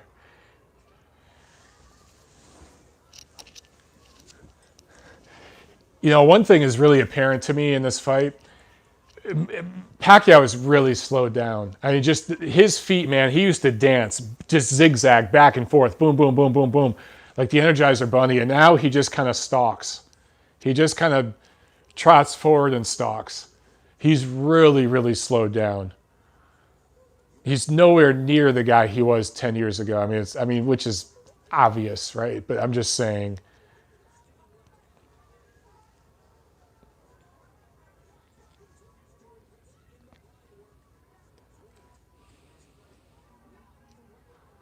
Gerald asked, would I give Broner another seven-figure payday after this fight?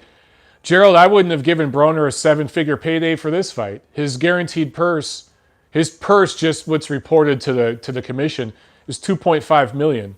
But he'll probably get a little chunk of the pay-per-view upside here in the States and shit. He'll walk away with about $3 million. He didn't deserve that. He's not deserving of this fight. And he gets opportunity after opportunity after opportunity that he doesn't deserve. But after losing this fight basically by shutout, he's going to get another opportunity down the road. It's just how it works with him.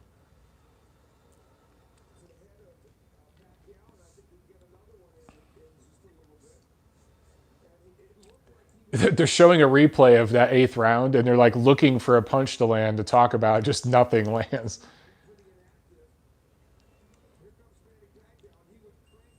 Yeah, that good right hook there by Manny. So one thing Broner is doing is he's not jabbing straight out here like this. He's doing this shit, which, you know, that can throw someone off, whatever. The difference is what's faster, straight shot or this?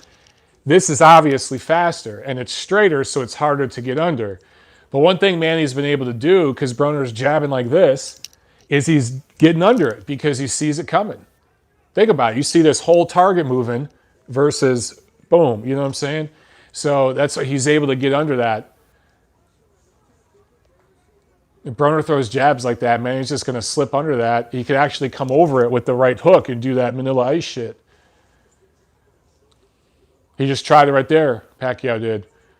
Just right around the top. That's exactly what I would do too, man. If I were Manny, I'd feint the straight left down to the body and just boom. Dip the shoulder like you're going to go this way and just sneak that around right over Broner's jab because it's so telegraphed. Broner doing a lot of his chicken wing shit too.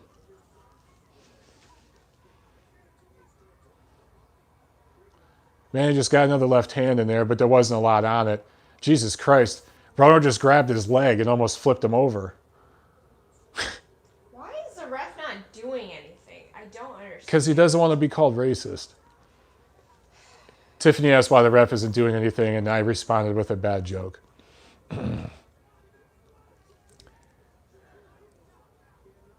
Miguel R., I absolutely agree with you. That's what I just said. Feint down, feint left to the body, dip your shoulder to get Broner to move this way. Come right over with that Manila Ice hook. He could absolutely land it.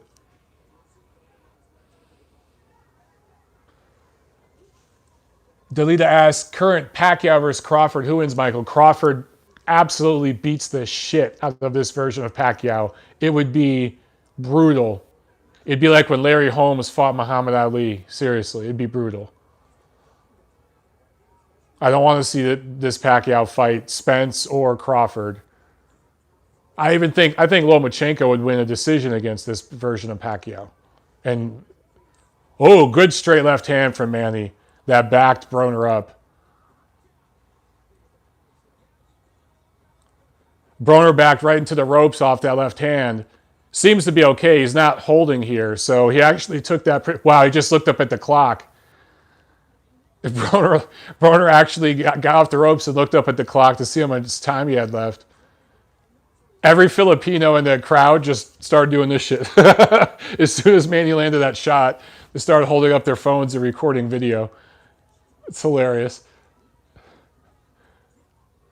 Yeah, that shot, it didn't really hurt Broner that much. He saw it coming. The left hand a few rounds before, that hurt Broner a lot more. When Broner's hurt, he holds. He looks scared. His eyes get big and he holds. This shot, it just caught him off balance. It was just a good shot, but great shot. It was more a shot that caught him off balance. They just showed it, but yeah, he wasn't that badly hurt. Like Broner put on his little, he gets hurt and then he does his little, you didn't hurt me, puts on that little face. That's when you know, yeah, you hurt him. So do lady boys stolen from Philippines. Shirley, I don't know. Was that a question or a comment? What did they say? Just being an asshole. Were they saying racist stuff? I don't know whether they were trying to say I look like a dude or what they were trying to say. I don't know. Well, I'm over it. So. What did they say? I'm curious. No, I'm serious. They were talking about a lady bro. So I don't know whether they were talking about Filipinos. Whether they were referring to me or what. By the way, idiot, you're making ladyboy comments about the Philippines. The ladyboys are in Thailand, moron. Thailand is known for the ladyboys. Just delete that person. Yeah, but what does it even mean? He was making fun of the Filipino people there, I'm guessing. Yeah, I don't know. He sounds like a moron. Guys, no racist bullshit. It's one thing to say a joke. You want to make an Italian joke or a Chinese joke? Make a joke. But no stupid shit. Seriously.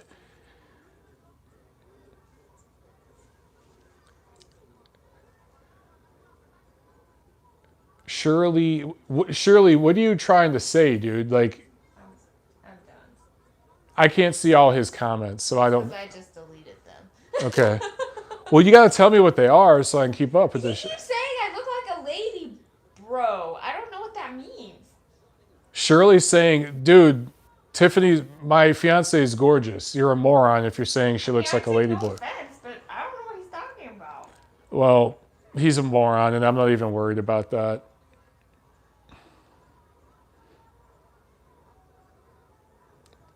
All right, 10th round, halfway through. It's going on 2 o'clock. This is going the distance like I told you it would. Don Juan, talk about the fight. Good comment, Don Juan. You're right. So, okay, 10th round. About a minute left in this round. I've given every round to Pacquiao. Some of you guys have given Broner 1 round. That's fine. I can live with that. Body shots landed. Pacquiao's landed 42 of them. Broner has landed 2. And if you're Broner and you're trying to slow down the quicker, more athletic guy, why wouldn't you go to the body? You know why? Because he fears the left hand and the right hook. He knows that's coming over the top. That's why Broner is headhunting. And really, no punch Broner has thrown except for one left hook he landed at the end of the 6th round. Not one other punch he's thrown has had any meaning to it. It's been pot-shotting on the back foot. He just landed a right hand that scored. It snapped Manny's head back, but there was no power on it. It was a nice, sharp, crisp punch. But everything Broner's doing is to stay on the back foot, to keep distance so that he can't be knocked out. He just wants to be able to say he went all 12 rounds with Pacquiao. I can't wait to hear what stupid, ridiculous crap he says after this. 10 seconds left in the 10th round. Clear Pacquiao round again. Likely up 99-91 at this stage of the fight. I'm going to guess all 3 judges have this 99-91. One judge might have it 100-90. Broner just walked back to his corner, beating his chest like he did something big. Man, Broner, I just wonder about the guy's mental stability. USC Trojans own Farhood's card. I think Farhood gave Broner 1 round. I think that's it, though. Ayuma says Pacquiao will definitely go down in the 13th round.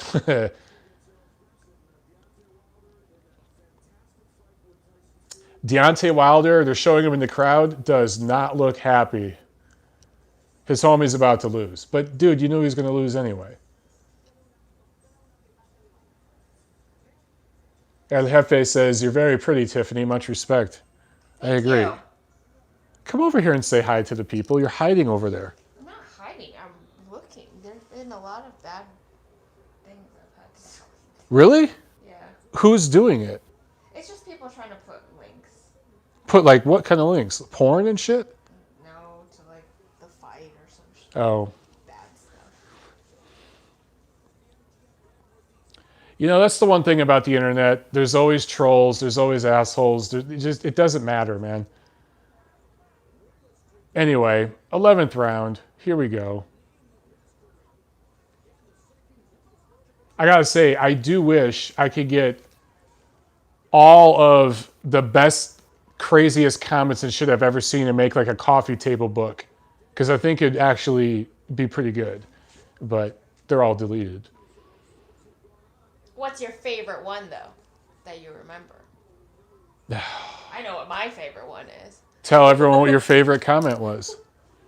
Gotta get close to the mic. So there was this one time Mike posted a video and some moron made some comments. So I tried to battle him. And instead of using any form of facts, he called me the world's, because I'm Asian, the world's favorite whore. Yeah, so this guy basically said Asian women are the world's whore. So that guy revealed his class. But he was the one calling everyone else racist, right? Typical. And I just saw Steve Farhood's scorecard after 10. He's given Broner 2 rounds. He gave the 10th round to Broner. What the hell is Steve smoke? I think Steve is just trying to be nice to Broner so Broner doesn't go after him the way he went after Al Bernstein the other day. He's probably getting the blowjobs from the lady. He's getting a blowjob from the lady boy. You're saying lady bro. It's lady boy. They are. A lady boy Are is they like whores? no. A lady boy is like a man who changes to be a girl. So like a transgender? Yeah, like a transvestite. Yeah. Or like a drag queen. Like a drag queen. I think like a drag queen. Okay. I don't think they have the surgery. I just think they dress like it or something. All right, almost done with the 11th. Broner doing a lot of backing up for a guy who's getting thoroughly beaten. I'm going to tweet this, guys. I have to tweet. Michael, focus. All right, I'm focusing. Guys, just I want to talk about the fight, but there's just not a lot to tell you guys.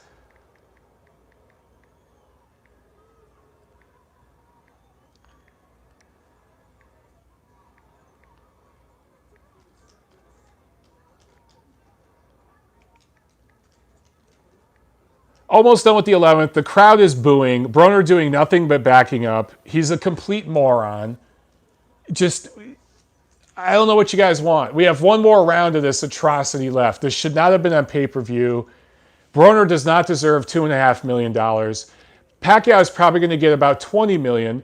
The purse is $10 million, but he's going to get foreign TV and everything else.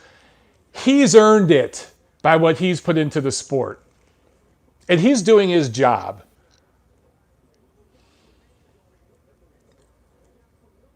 Joe Lopez, totally not worth $75. Yeah, to this shit. Look, if this was on the zone for $10, fine. But this is a complete just travesty. That's $75. I'm sorry you guys had to pay for this shit. Or you can just tune in and watch Mike drink. Or you could tune in and watch me drink and watch Tiffany delete idiot trolls from the comment section. Oh, they're showing Janira, the ring card girl, the Tecate girl. Probably the best looking of the Tecate girls. All right, last round. Well, Deontay Wilder's standing up. Clint, you paid... Oh, he said paid in quotes. So I think you're streaming it. Yeah, I'm glad you guys are streaming it. Let's see. Last night's fights on DAZN were better... Yeah, good point. Last night's fights on DAZN. You had fights on DAZN. You had fights on ESPN Plus. A lot cheaper than this.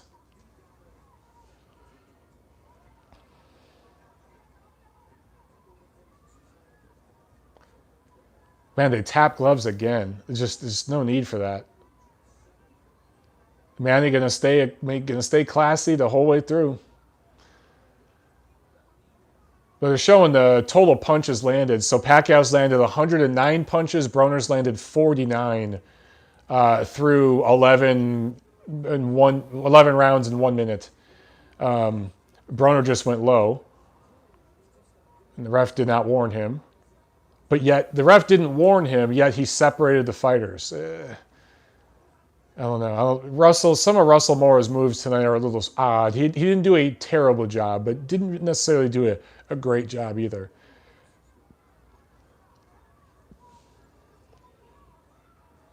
My wife leaving me because I skipped out on my son's birth to watch this fight, but it was totally worth it. T.S. Kettles with the comment of the night. Well done, sir. Well done, sir. Mike Watson. Hey, man, thank you for watching, bro. Thank you for watching. Like, again, I feel bad. I wish there was more excitement to talk about. Guys, watch my Wilder Fury video, because that fight had some ups and downs, particularly that 12th round where I said, it's over! Fury's done! And then 3 seconds later, I'm like, Fury's up! Holy shit! So, I mean, that fight had some moments. The only real moment in this fight was in the 7th round. That was it. So, they're going to rob Manny. No, they can't rob Manny. I will be curious if any judge gives Broner more than 2 rounds, though. It's just like, dude. Mike Coppinger probably has this fight even. Probably has this fight a draw. But other than him, this is probably a 118, 110 fight for the scorecards, for the judges. 20 seconds left. Manny's stalking. Broner standing there doing nothing, backing up, pretending like he's trying to punch back, but the punches are shit. Let's see. Does Broner? All right. Does Broner give him a hug after the final bell here? 10 seconds left. Broner backing up. A mixture of boos and cheers here over the last couple seconds. Manny literally running around the ring, running. Broner just put his hands up. Does he really think? Broner literally just stood up on the corner of the ring, beat his chest, and put his hands up. Manny, on the other hand, is in his corner praying. So, yeah, there's kind of a difference in class here, both in the ring and out of the ring. But Broner's like a child, man. He's like a child. Yep. Yes, Mike Kopp. El Jefe wants you to give a shout out to his wife. El Jefe, who's his wife? Ruby. Ruby, what's up? Is Ruby watching? I don't know. What's up, Ruby? You got a good man there. And he's got a good woman if you're putting up with him watching my stupid ass. So you guys take care of each other. And here's a drink in your honor.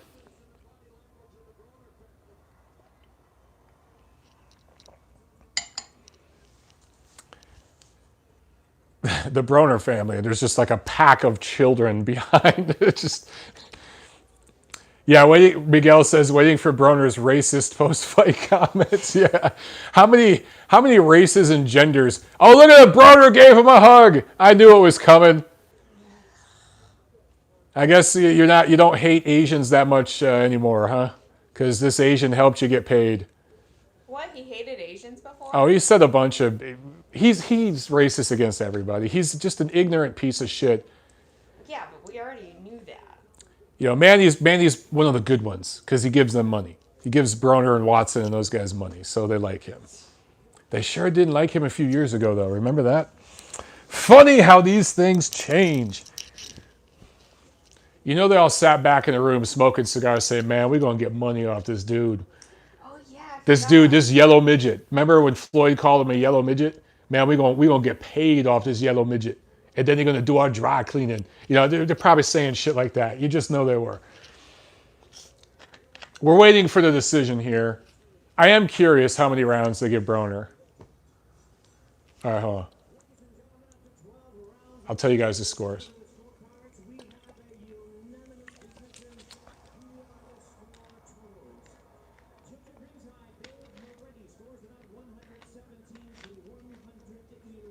Moretti gave Broner 3 rounds. The other 2 judges gave Broner 4 rounds. That's horrible. That's horrible.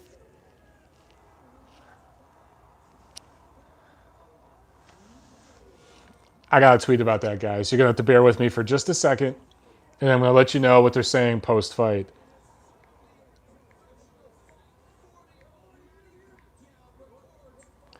How did two of those judges give Broner 4 rounds? Wow.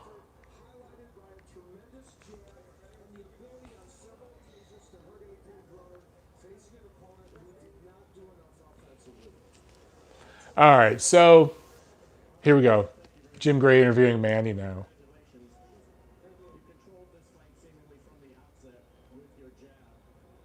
Sean Gibbons back there. What's up, Sean?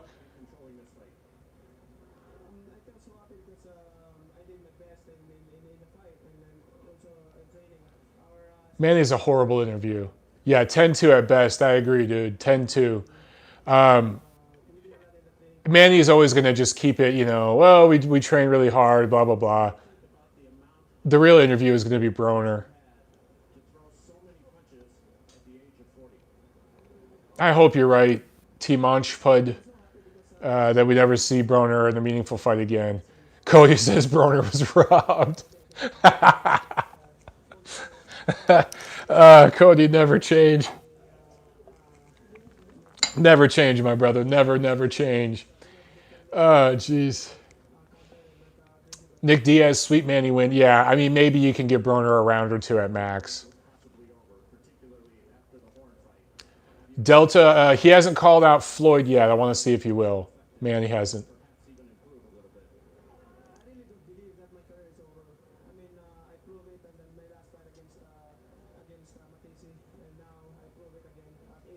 He says his career isn't over. He wants to continue, but he didn't name an opponent.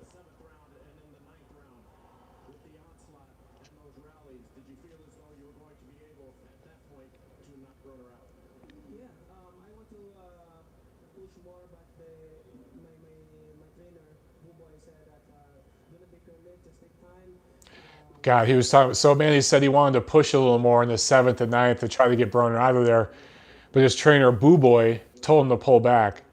It just sounds weird hearing that. All right, so bringing up Floyd here, Jim Gray is.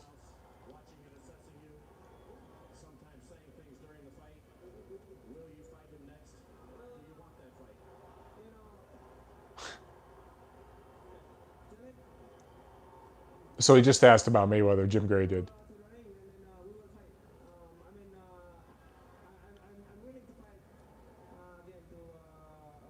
So Jim Gray asked, are you going to fight Floyd Mayweather next? And Manny said, I'm willing to fight him. That's all he really said. And they're showing Mayweather, if he'd accept the challenge, they're showing him on the TV screen. He won't acknowledge it, though. Wow. So Jim Gray tried to get a response from Mayweather. He said, hey, we can see you on the TV. If you just give a nod, will you accept Manny's challenge? Then so the camera's right here, right? And Floyd turned sideways and wouldn't even look at the camera. We all know Floyd wants that fight. He's got to be the one dictating the terms and, so that's just how Floyd is.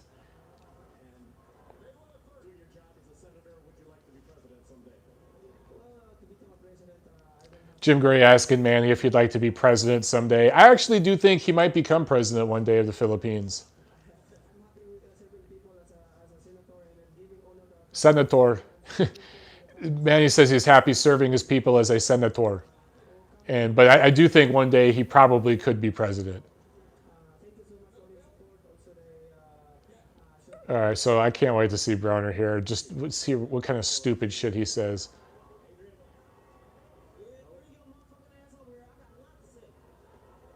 So he said, bring your motherfucking ass over here. I got lots to say to Jim Gray. Adrien Broner just says he beat Manny Pacquiao.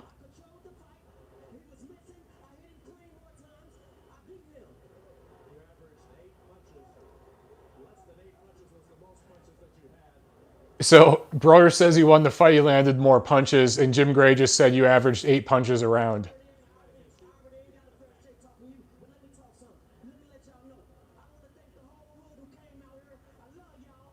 Broner just said, I want to thank the whole hood for coming out her. I love you.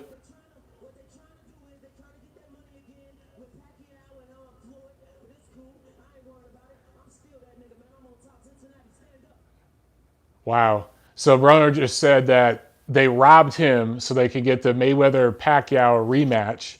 And he says, I'm still that nigga, though. Cincinnati, stand up. If any of you support this piece of shit, you're part of the problem.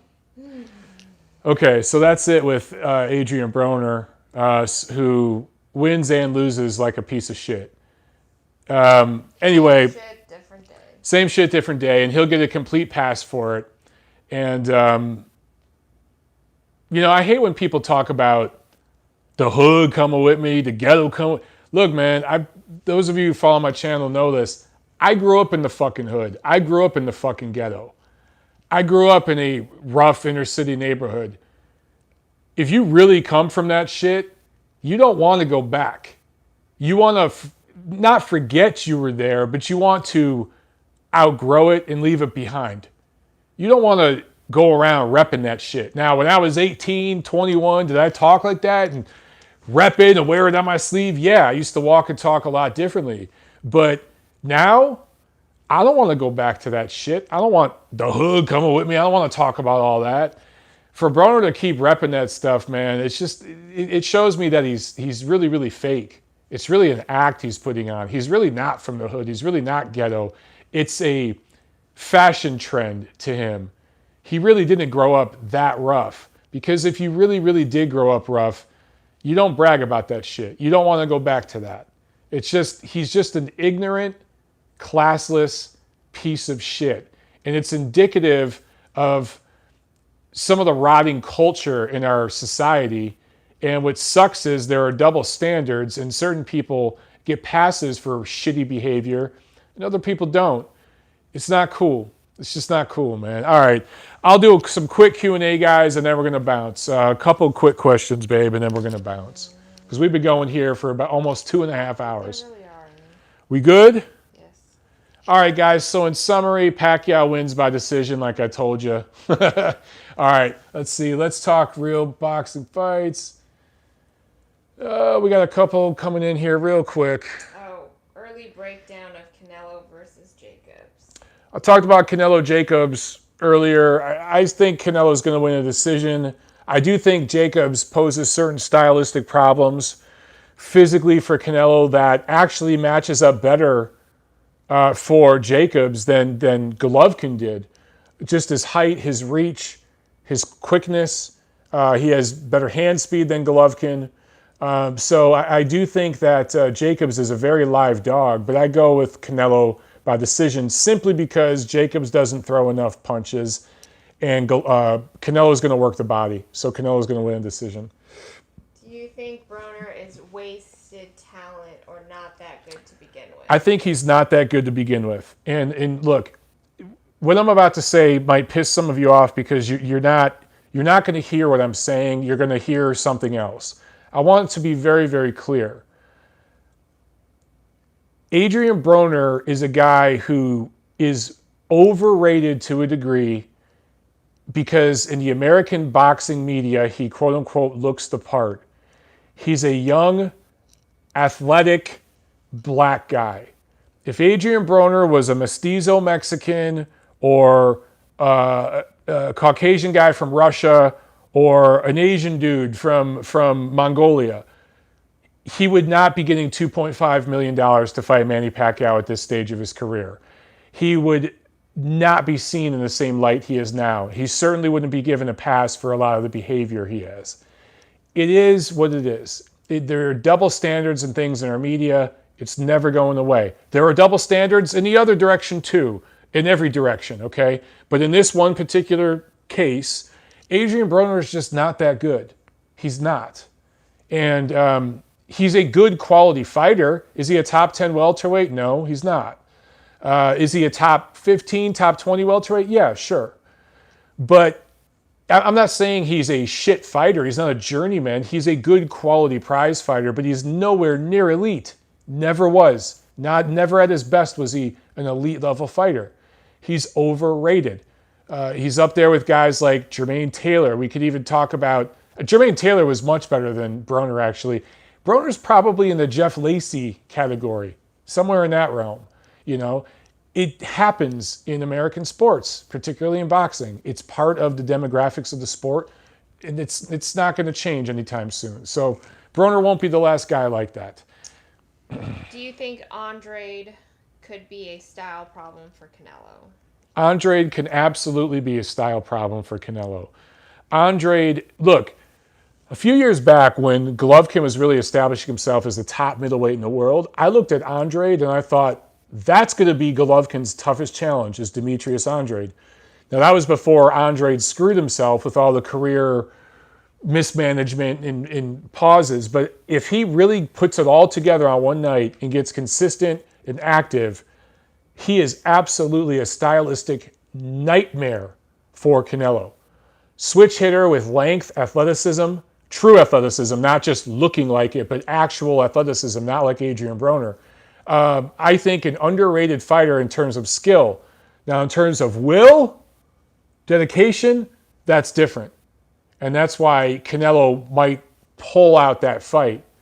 You know, I think Andrade has a little bit of Irizlandi Lara in him, and probably even mentally weaker than Lara. But in terms of style, physicality, yeah, man, absolutely a nightmare for Canelo.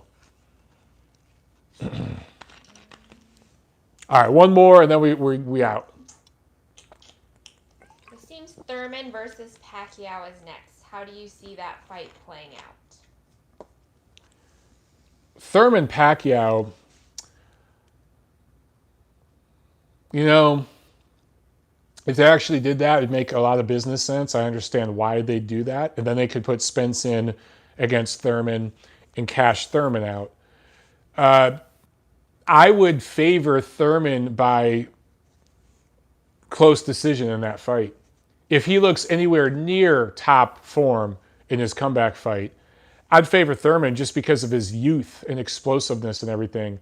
But it'd go the distance. To be no knockdowns. It'd be just like tonight. It'd be a very dull fight. But it would ruin plans for a Mayweather-Pacquiao rematch. And that's why I don't think they'd do that. So in that sense, it doesn't make business sense in that way. If Pacquiao beats Thurman, then you can't do Spence Thurman. So it doesn't make sense. They're going to do their two separate things. Pacquiao is going to fight guys like Garcia. I don't even know if he'd fight Porter. Porter might be too much for him at this point. But Garcia, guys like that he can barely eke by. One or two more of those, Mayweather. Thurman's going to fight a couple guys, probably do a rematch with either Garcia or Porter, and then finally cash out against Spence. They're going to cash him out so they can move Spence forward. All right, guys, that's it for tonight, man. We went for an hour and a half. Or I'm sorry. I'm going to bed. I'm looking up here, almost 1 hour and 48 minutes. No, we went 2.5 hours. We've gone almost 150 minutes. 150 minutes. Oh, it's so minutes. Yeah, that's minutes. Oh. Yeah, so guys, 2.5 hours. Who loves you, baby? All right, guys. Thanks for hanging out. It was a lot of fun, like always. We'll see you next time. Check out TNC this week. I'll see you at the fights.